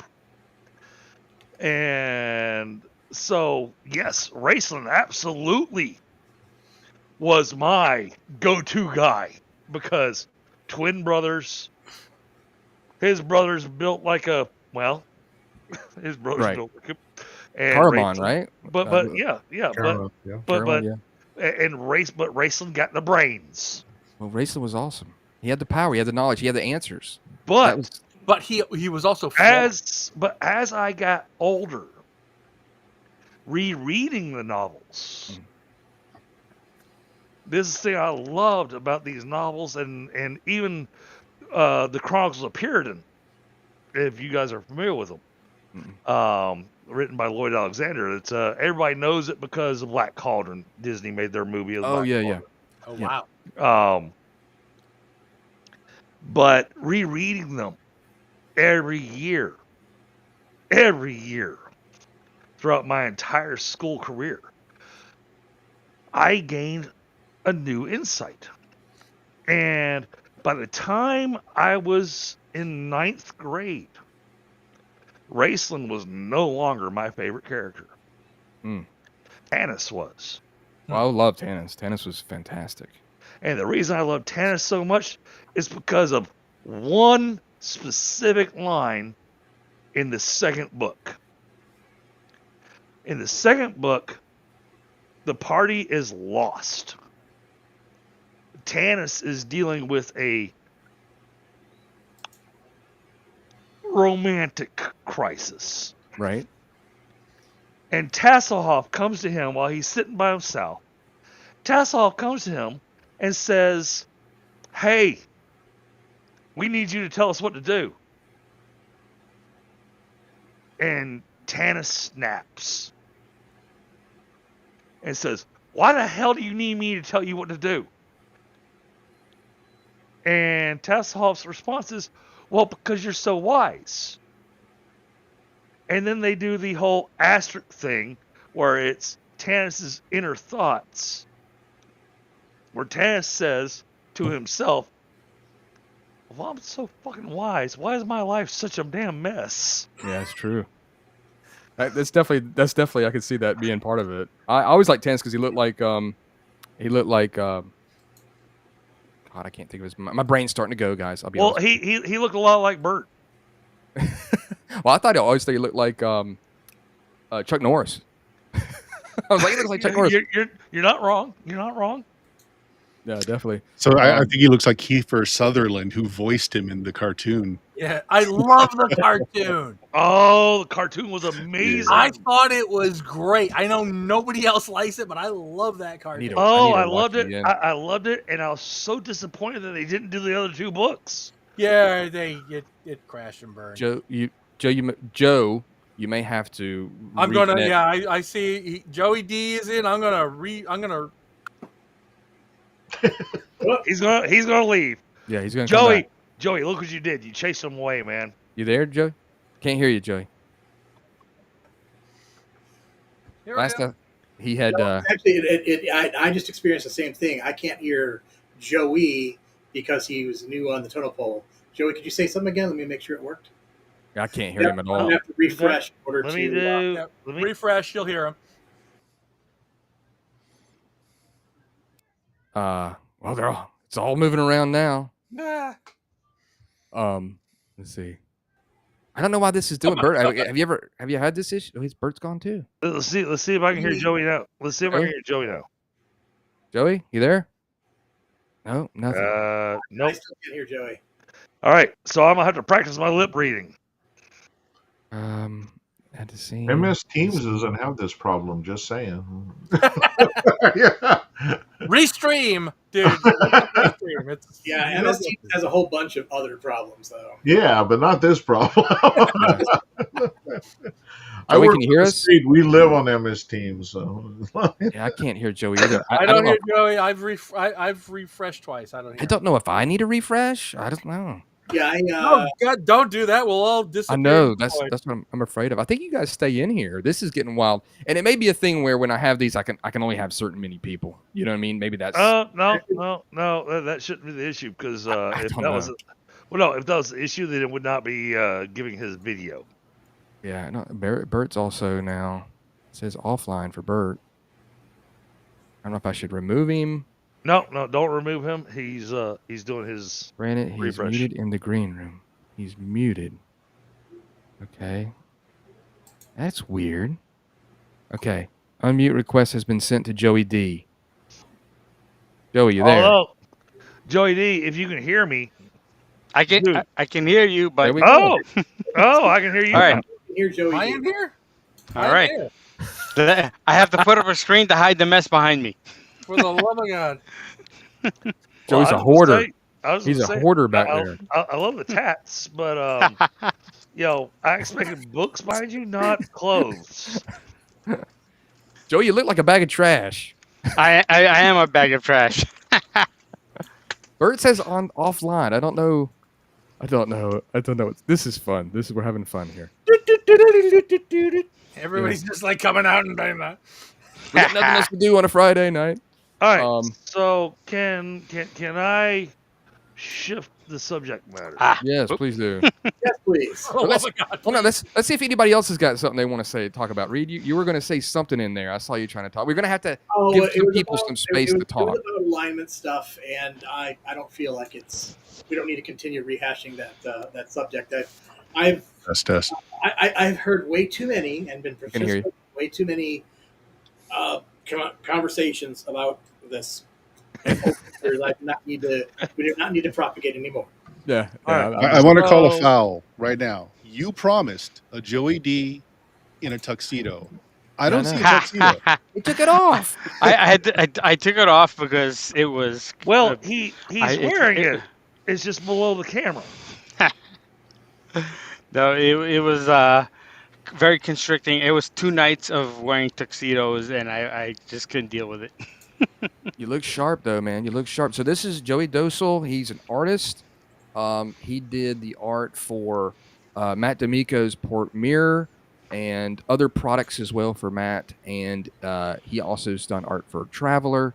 And I'm trying to remember everything from the other night that we spoke. The other big group is Cannibal Publishing with Troy Ailman and William Dvorak, Mhm. which all Greyhawk stuff. So And there we go. So there's yeah, and that was So yeah. I love Greyhawk. Been playing it since 1980. and we talked all about it here earlier, didn't we? Yeah. So Oh, Joey, I- I say Joey, I love the tats, and Thank you. I'd love to get in touch with you afterwards. So That's how I don't create tabletop gaming stuff. I am a YouTube creator, Mhm. but I've been a tabletop gamer for more years than I'd like to count. Although I can tell Reid has me beat. Yeah, I don't know ages and stuff, and that's the thing too is like huge things of books behind us. Joe's got his hidden. I'd love to see your collection at some point. I bet used to it's- have it, and then I was like Joey D, and I was like, I need to put something up to hide the mess. Yeah. And I love Jeff's background. All the original covers Yeah. of the Yeah, it's good comic stuff. books. That is amazing. Dave needs to have all his cats around him. They're just like Yeah. covered in cats, and Bert's he's in a cyberpunk type world. So Oh, you guys are, but- you're all like amazing creators, but all I do is have cats. So, But you create some great stuff too, man. But all of my creation is sitting currently on Scabbard.com. I still have not dumped my entire brain onto it, because a lot of my world creation is still in my head. That's cool.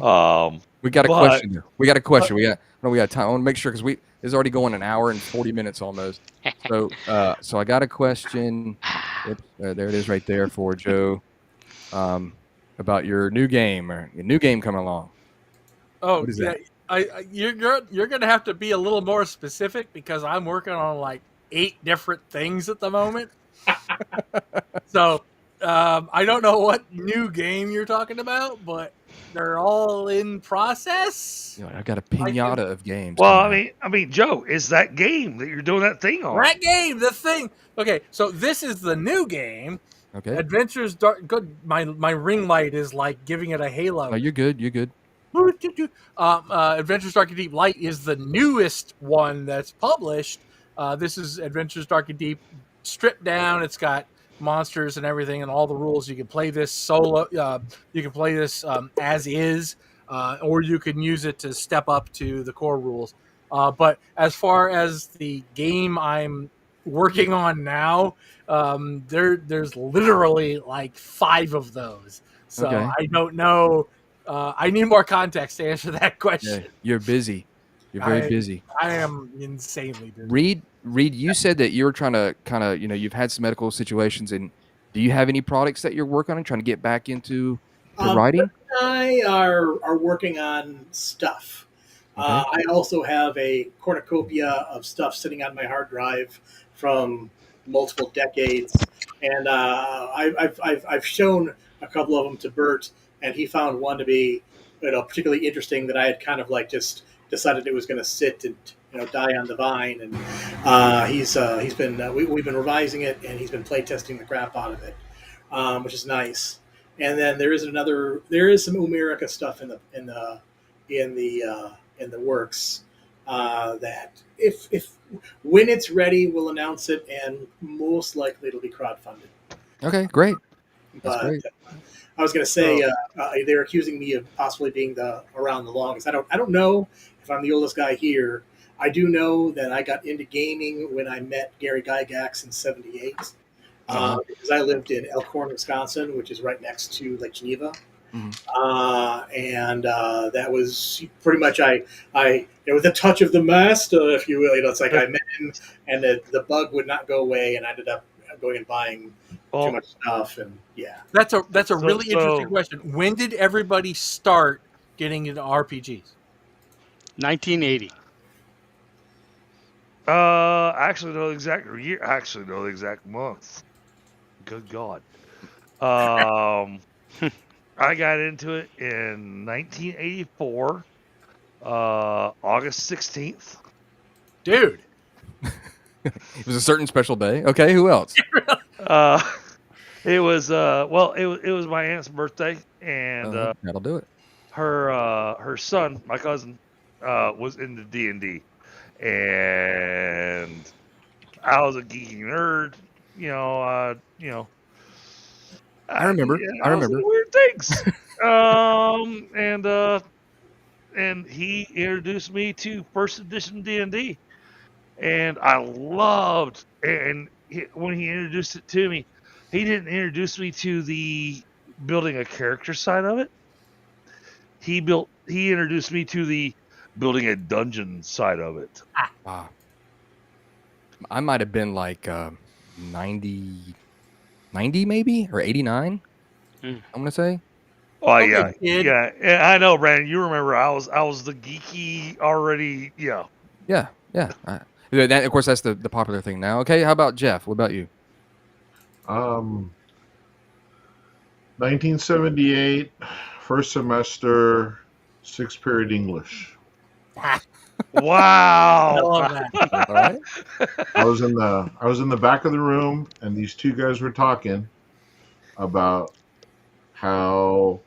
what the hell was he thinking, bringing us against a vampire? You're a monk. I'm a mage. We're only 2nd level. It was stupid. I don't know what. And then I'm looking over. What the hell are these guys talking about? And I asked him. I go, what are you guys talking about? And he goes, you ever play D&D? And I'm like, no. What's that? And they invited me. Well, one of them invited me over to his house, and we rolled up a character. And there you go. And that was it. All right. There we go. Jeff had to beat me on the whole. I knew exactly when. It's all good. It's all good. He was at this. He was at this hour, this minute. Bert, Period. So I found D&D. It was a hazy Friday afternoon in July. Right? all right, let's say Bert. Go ahead, man. I said I found D&D in '77. Dad had the cigar box 0 edition that he got. He was in the Navy, and he got it at some wargaming convention. Had no idea what it was. He just threw it at me and said, "Here, play with this." I was hooked. but I didn't find people to play it with until late 78, 79. Yeah, Filipinos in the Navy. Yep. All right. Now, just say that on my bookshelf, I do have the pre-D&D games. I have both Wizard and Fighter. Oh, okay. Yeah, there's a lot that came before D&D. I don't think people really knew that. I think a lot of people just think that it was like advanced D&D, like the, AD&D Yeah. first edition was like the start. And Dave, what about you, dude? I think I know yours, but let everybody know. I think I was maybe 1980, either 80 or 81.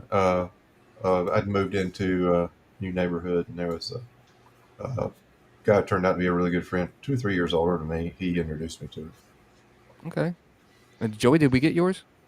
It was 1980. I started. I went to the High School of Art and Design in Manhattan, in New York, and it was, I was just trying to figure out where to blend in. And there was a kung fu martial arts club, and then there was a Right. Dungeons and Dragons club, and I went to both.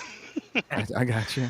And it was the D&D club took off. I went to I kept going to the martial arts one, but the D&D one is the one I stayed with ever since. Well, that's the one that has the girls, man. That's right. No, not at my no. Your D&D club didn't have girls? No, not 1980. And my DM is still my DM now. That's great, man. Yeah. For me, it was 1977. I had I'd been playing war games like Avalon Hill and SPI for a couple of years, and I bought the white box, and because I'd seen it in magazines, I couldn't possibly understand what was going on here.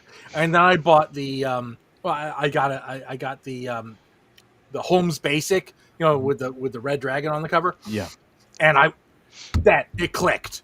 Awesome. I played that for the whole summer, and then I went into first edition because that was when they started cranking out the first edition books. Yeah. Okay.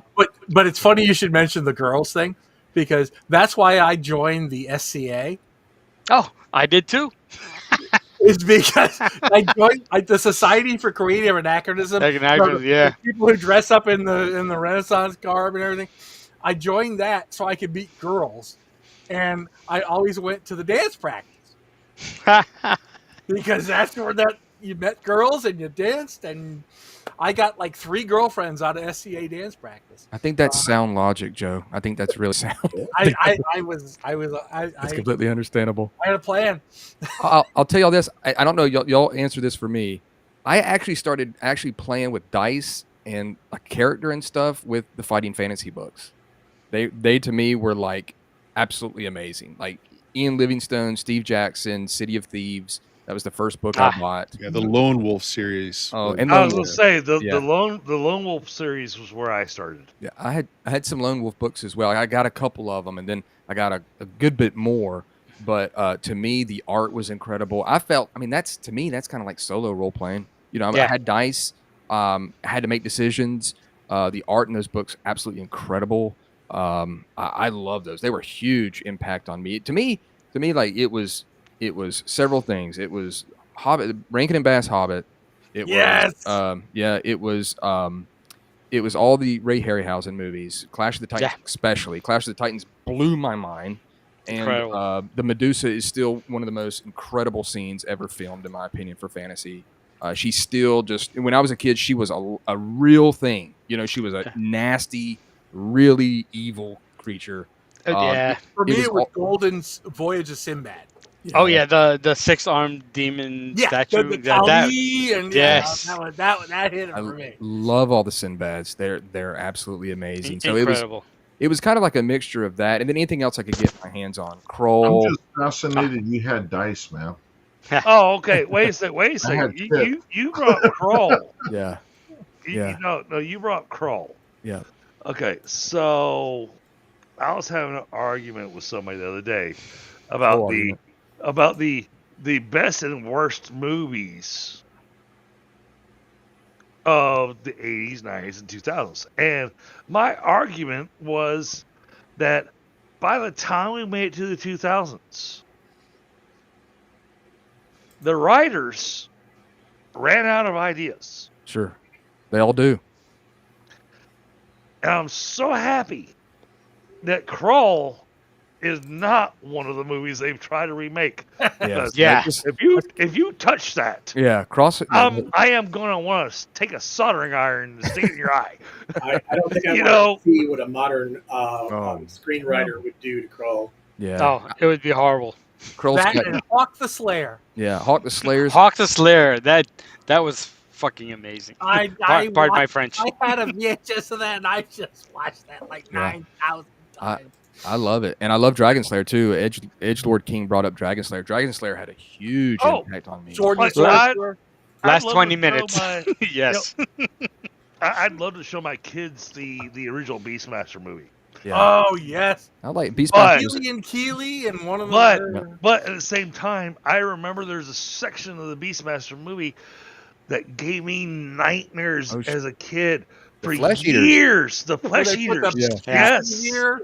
Oh, it was incredible. It was incredible. I do think that the movie kind of like quickly just kind of wraps itself up at the end. Like there's not much talking. There's like just a lot of dungeon running around with swords and stuff. But it's still a really great movie. You say that like it's a bad thing. Yeah. it's true. Hey, I'm actually really excited.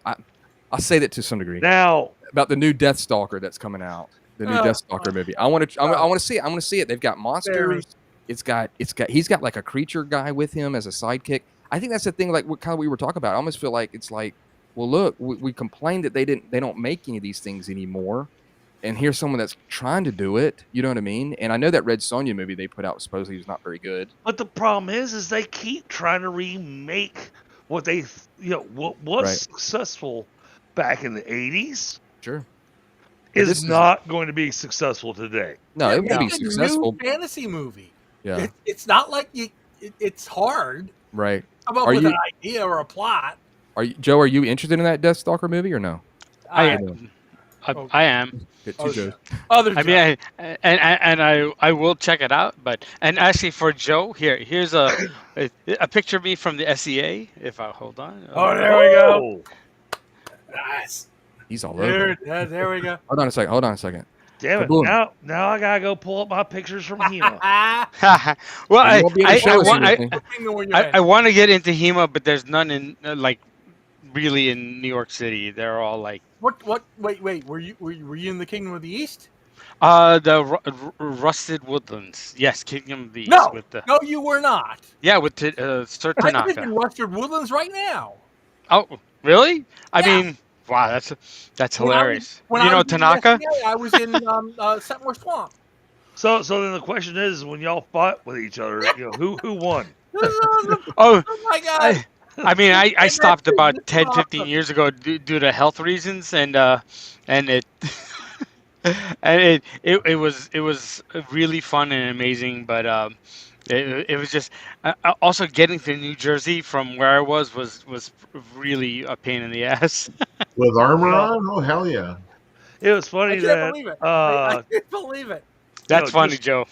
just recently we had a Renaissance fair here, and it was my first time taking my family, my wife and my kids to a Renaissance fair, and of course Hema was there and everybody else, all the typical things you expect at the Renaissance fair. But I go down to the Hema arena, and there's three guys. They see me going, "Wait a minute, I know you." And I'm sitting there going, how the hell do you know me? I haven't gone and done HEMA for 20 years.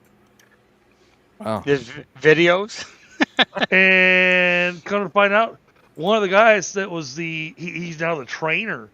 He's like, dude, we fought. He's got a good memory. Well, you fought drunk, right? So you don't remember.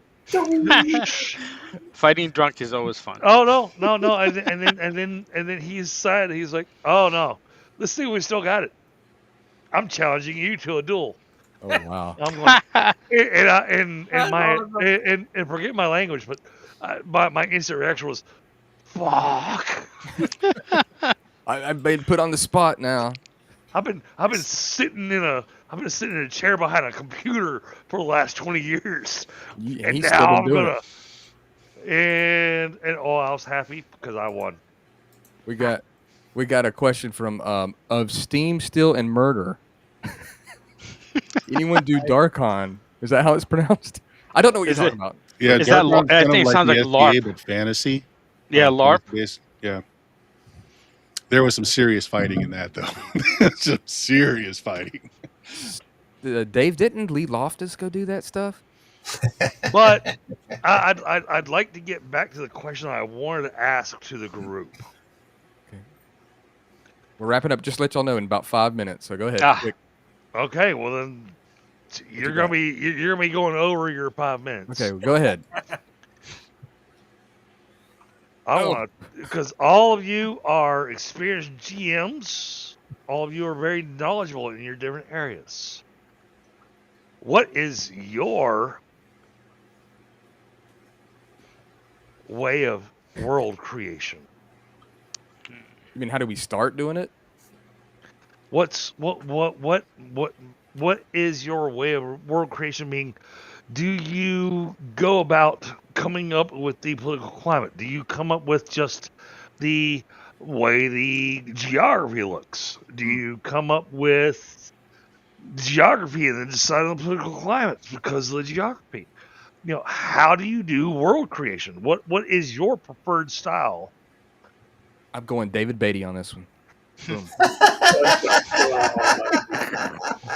17 years later. Here we go, Baity. I always started out very small. Yeah. Usually it'd be like one tavern or Yep. one part of a town and just built it out from there. Okay. I would agree with that. It's very small and then work outward. Anybody else?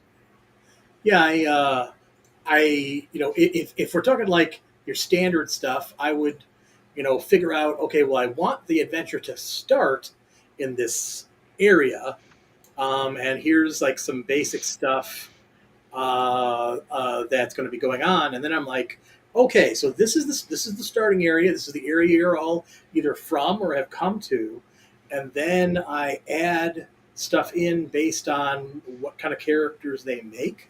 And also what they want, like if they're in, if they've got a family, 17 brothers. Well, those 17 brothers are known because how the heck, somebody have 17 brothers? So what kind of business is it? No, well, we make beer. Well, guess what? The 17 brother, brewery is now a thing in the world, and I let my players do as much as possible so that I don't have to do anything anymore. Roger Joe? that. That's good. I think a lot of games are kind of going towards that too. So you do yours similar to how I've done mine. Other than the fact that I did go ahead and lay out all the countries. I did the whole draw the entire map and give my country borders. And Reid says no. And because I started the game in 3.5 D&D, I started at 3.5 D&D, and then I decided that I'm switching my world to GURPS. So I had to have a reason that the magic changed. Because magic is very different between D&D and GURPS. So there had to be something that happened. Right. And so I had a cataclysm that absolutely destroyed a magocracy that was basically the Roman Empire. All right. They'll never win. Roman Empire apparently would in any other game. It doesn't matter when they're going to be destroyed. It's inevitable. What about you, Joe? With your do you create other campaign stuff too? You're Joey, by the way, and he's Joe. Yeah. I was wondering, it's like, okay, Yeah. I'm on. Okay. Well, I mean, because I do a lot of Greyhawk, I've done a zillion homebrew campaigns too. Even though I'm a big Greyhawk guy. But either way, when I'm doing it in Greyhawk, I have the framework, but there's literally like a couple of sentences for each thing. But I'm also a very start with the center and work your way out, because that allows me to improv. and my improv lets me define the world. And I forget who said it, but you listen to the players. Yeah. If the players, like they're talking about the Seven Brothers or whatever, well, then that's part of the thing, because, and that's the key to any DMing. Listen to the players, because they're going to come up with answers that are so much better than anything you could have come up with 8 months ago. Listen to them, and then both they feel smart because they figured it out, and you look like a genius because you anticipated what they were going to figure out. It's not just the fact that it's not always that they come up with something better than you. The point is they've come up with something. Right. Exactly. But I start out with the microcosm, and I go out to the to the macrocosm, and just do it as they do. And in fact, Gary Gygax wrote an article about this in one of the early issues of Polyhedron, 35 or 25 or something like that, where he talks about you could either start small and work out, or you could start big and work down. Either way is legit, but I prefer you start small, you have the dungeon, you have the village, and you work out from there. Right. And I guess at the end of the day, as long as it just comes out to a thing that your players believe is its own unique thing, it doesn't really matter how you get there. It's just, I guess, for maybe simplicity or something. But I would probably, like I said, I'd second Dave's thing, is that you start very small with what you want, this very small kind of thing, and then you just kind of layer it afterwards. But I think either way you can do it. It's good to go through those kind of things where you can visualize these different areas. The players don't know what you wrote. So here's the thing, is that I drew a map. Okay. And only half of it was fleshed out. Right. The other half was going, yeah, we don't know what's over there. Yeah. You can make it up as you go. And then I had all these countries where I drew the country borders. I didn't know what the political climate was of those countries. I didn't know who they were. I had no freaking clue. Yeah. And like you guys have explained, I let my players basically design the world for me. That's good. There you go. Well, that takes away a lot of your own work. And a lot of games are embracing it. I mean, it does take away some of the work, but then it also adds in work, because there are things where there are things where players add in something that you go, shit. Okay, I'm gonna add that in. How am I gonna add that in? The players will always throw a monkey wrench into your story. You can write like hours of something, and then they'll say something that messes up the game. That's why I don't write a story. Yeah.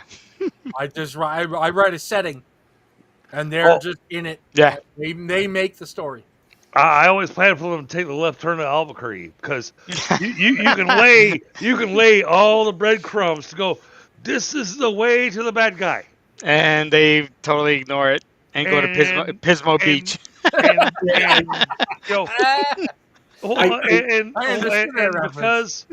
Because you had a moment of inspiration, because they decided to not kill this one goblin. It's a spastic goblin. All of a sudden, this storyline winds up focused around this spastic goblin. Yes. And you're just like, okay, well, this is going somewhere. I create an area, and then I create a couple heavy hitters that are either doing something in the area or doing something that involves that area. Just a couple things, like just things that the characters would either know about them, or orcs are attacking. Well, why are the orcs attacking? You just come up with a general idea, and I have a time. I kind of like think about, well, what are they going to be doing? And when the player characters somehow interact or intersect with one of the things that these guys are doing, that's when they become aware of this plot-like thing that may or may not be important to them, and that's that's how I do it. That's that way they can fumble around and try and figure out how they're interacting with the actual world, and if they choose to not worry about it, then I'm just going to have these people in the background. They're going to succeed at what they were planning on doing, and the world it gives an impression that the world is moving around the characters as well as what they're doing. It moves. Yeah, The world is not dependent on the characters. Right. Yep. Yeah. Because, you choose not to save this village, then there are repercussions. Yeah. And that's how I ran. But I'm also curious as to what Bert had to say on this one. Yeah, Bert. I usually just make notes about the surrounding area, just things that I would like to see. But I'm lazy as a GM, and I like organic storytelling. So what I do when my players enter a new town, I say, okay, who's from this town? Great, you're from this town. Who's a notable person in this town? Awesome. What's a notable business in this town? Awesome. And I do that the entire adventure. All right.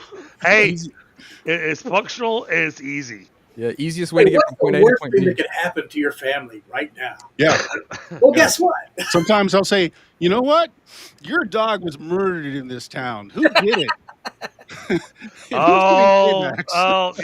See, you would never want me in your game if you did that, because I'd go You're John all Wick John on Wick on that him. It's 12. It's past 12 o'clock. So Okay. I wanted to just kind of do it in like 2 hours if we can. But if we can, we're just going to go around, and if you want to say anything else about like product you've got or anything you want to say about anything, something coming up, a con. I know that there's people right now at Gamehole. Dave, you used to go to that, didn't you? Yeah, it's a fun con. It's just, it's one of those things where you got kind of, when you're limited on how many you can take in. Plus, I always miss the hotel dates, and I just hate going when you can't get a room, somewhere close by. I'm the same way. Yeah. And then I just want to say for my part of it, of course, like I said, I'll have links to all this stuff. Anything you've done, whatever you've done, there'll be a link in the description. I'll do my research. And Reid, I want to say to you, maybe I can't, I'm trying to remember this. He-Man Grayskull DM screen, right? That was you. Yeah. Wait. Reid was actually involved in the He-Man? No, not exactly. No. The Castle Game Skull game screen built out of the original 1980 Castle Game Skull or Castle. Oh, very clever. I like that. Yeah, the picture. Most of the pictures you see of somebody behind a game screen that was built out of that happened, it happened in the I don't know, mid 2010. I have that game screen in the back of my closet. Well, you can make it. There you go. Yeah, I need that. I built it out with dice rolling and cup holding and all that kind of stuff. Nice. I have a new quest. Well, I bring that up because Reid, just so you know, I saw you with that at GaryCon. Oh, cool. Okay. But now, Reid, you've now become my favorite person ever. I'm sorry, Brandon. Well, I'm about to be. So I saw you with that. I thought it was really cool. And like maybe a year or two later, I went to it's called Second and Charles, and I saw Castle Grayskull, and I was like, oh, they've got one, and it looked like someone had kind of messed with it. They kind of add some flock and stuff to the bottom of it. Yeah. Well, when they brought it down and gave it to me, someone had split it down the back, so that it was 3 parts. Someone had obviously meant to do that. I don't know if I was. I doubt I was the first person to come up with the idea. Yeah. But I was the only person I knew that did it. Okay. Well, I saw yours and I turned mine into a GM. Oh, look what Bert's got. I Awesome. can go grab. I can try to go grab mine. Hold on just a second. But yeah, go around and say anything you want to say about like your products while I try to grab this thing for you. I might break a bunch of. Well, I guess let's go to Jeff. No, I don't really have anything right now. Nothing, no cons or anything. Dicey Actually, Tales Adventures Ha. number 2. yeah, I'm. Yeah, I did Dicey Tales. Dicey Tales Adventures was the first one of several books that I'm working on to, to give adventures to the Dicey Tales. Um, and I have so Dicey Tales the game, and then Dicey Tales Adventures. And the one thing that I am revamping is Legends of Steel, which is basically Barbarians of Lemuria, but not Hmm. on Lemuria. It's on a comic book type world. So That's cool. That works Oh, for me. I'd love to talk to you more, Jeff, because I've been trying to run superhero games in GURPS, and it's well, I'll Quite talk about that difficult. later. I'm gonna show mine off. I'm gonna show mine off so I can get it. Here's of course the front, and I took off some of that flock 'cause it was pretty bad. But it split up the back, and so what I did was, and I'm showing off my stuff here. You got one too. Yeah, I put some cork here, so I can use push pins just to put whatever I want on there. Now, I didn't do now. Reid really went out with his. Like, I remember, seeing yours. I do have some things up here where I can roll stuff like up in the towers, and of course I can roll. I actually did a photo gallery of the creation of mine. Yeah, I remember seeing that. I posted it in the YouTube chat. Okay, awesome. And then so you can see when I found it, it was like this. Yes. So I just kind of put it together and just kind of this thing I can kind of move, but I like having like index cards and like having whatever I can put there. But it's the only problem is that it's so tall. I almost have to like stand anytime I'm using it. It forced me to stand. Wait, you don't stand when you're GMing? I always do. I do at times, but there's sometimes I'm not. And so I did it so it would force me to try and stand during conventions because I knew they would help. I've always been a big guy, but I was healthy before the chronic illness kicked in. So I wanted to stand more, and it reminded me to stand up. But there were also times in which I was trying to be mysterious, or I was playing a character, an NPC. And I would purposely duck down and look at people through the windows. So all we could see was they realized I was making eye contact with them there. And that way it broke you're talking to me, but you're talking to the NPC sometimes. So sometimes you don't want them to see you. I always stood DMing because I could change my posture. Yeah, man. We all do. To represent whatever NPC it was I was. It helps playing. me change my voice. Exactly. But mine's for combat. I got to get up for combat and move around. Yeah, I need to reach over the DM screen. You really got to reach over this one. For me, I can go from this to go. Oh, I can see you are looking for the scepter. Well, or you want to play you want to play like a sprite type character, and if they're staring at me, they're seeing this old white guy. But if they listen to this, then they're like, "Wow, I can't see his face." So no, he's a kind of a dude who wants to creep into my clothes and steal all my stuff, and I don't know about that.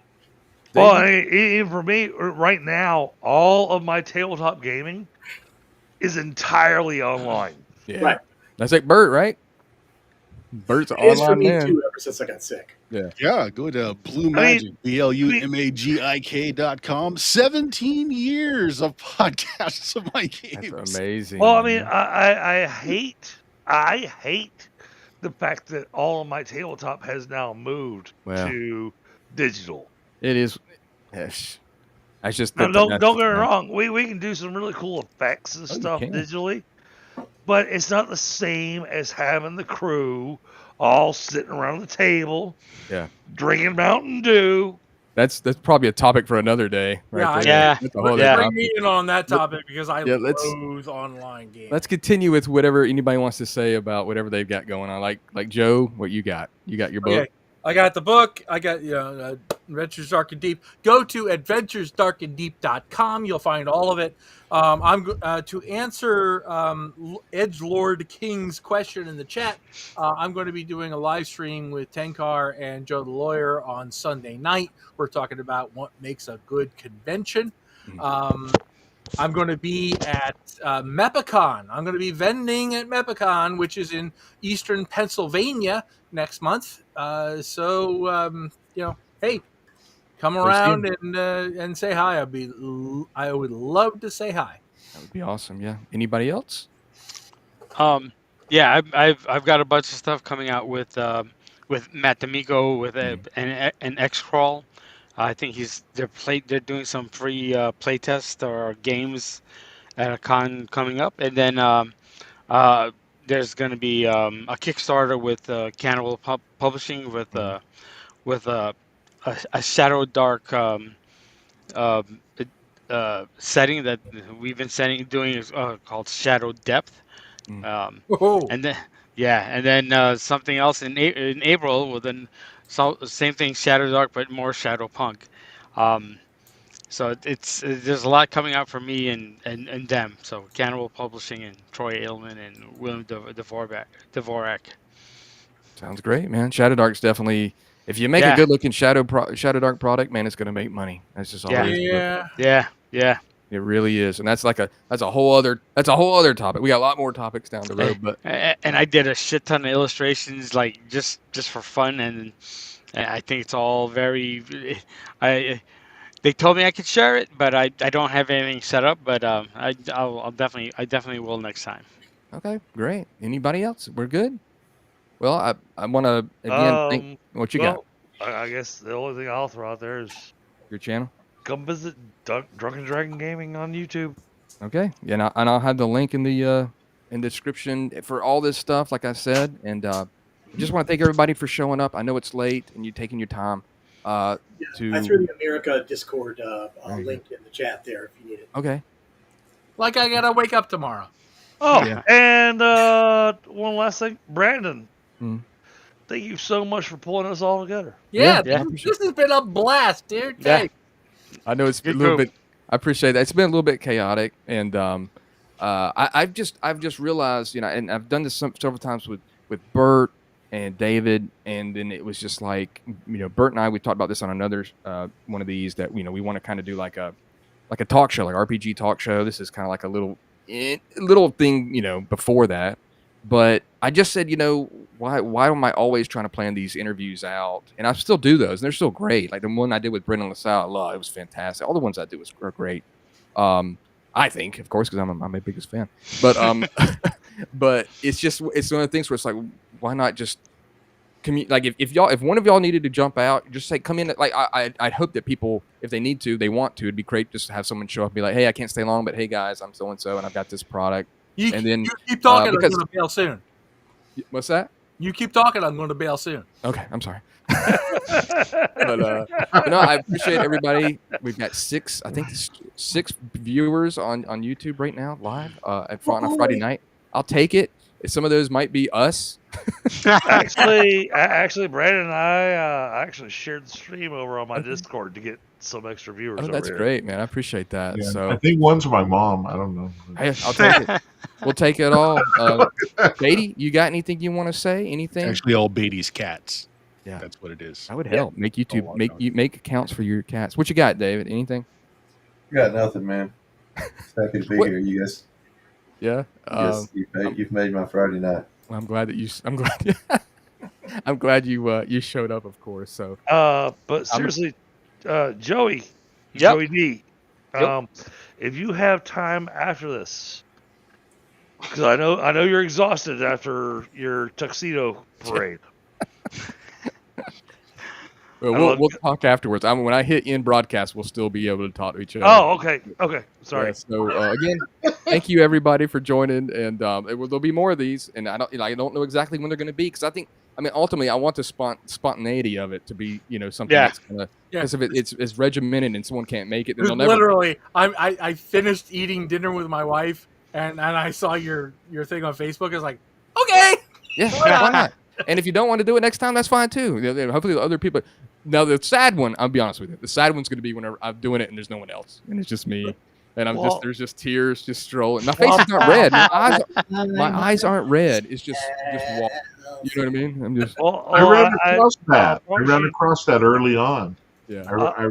I was saying, what the hell is he doing? I was even talking to my wife. Yeah. I'm like, and she goes, "Isn't the guy that did your book?" I'm like, "Yeah." I'm just wondering what he's doing because you were just writing and looking up and then writing. You should tag Tankar because he's he does like live streams 7 days a week. Yeah, all the time. You should just tag him and he'll okay. I had even thought of the idea of just live streaming always.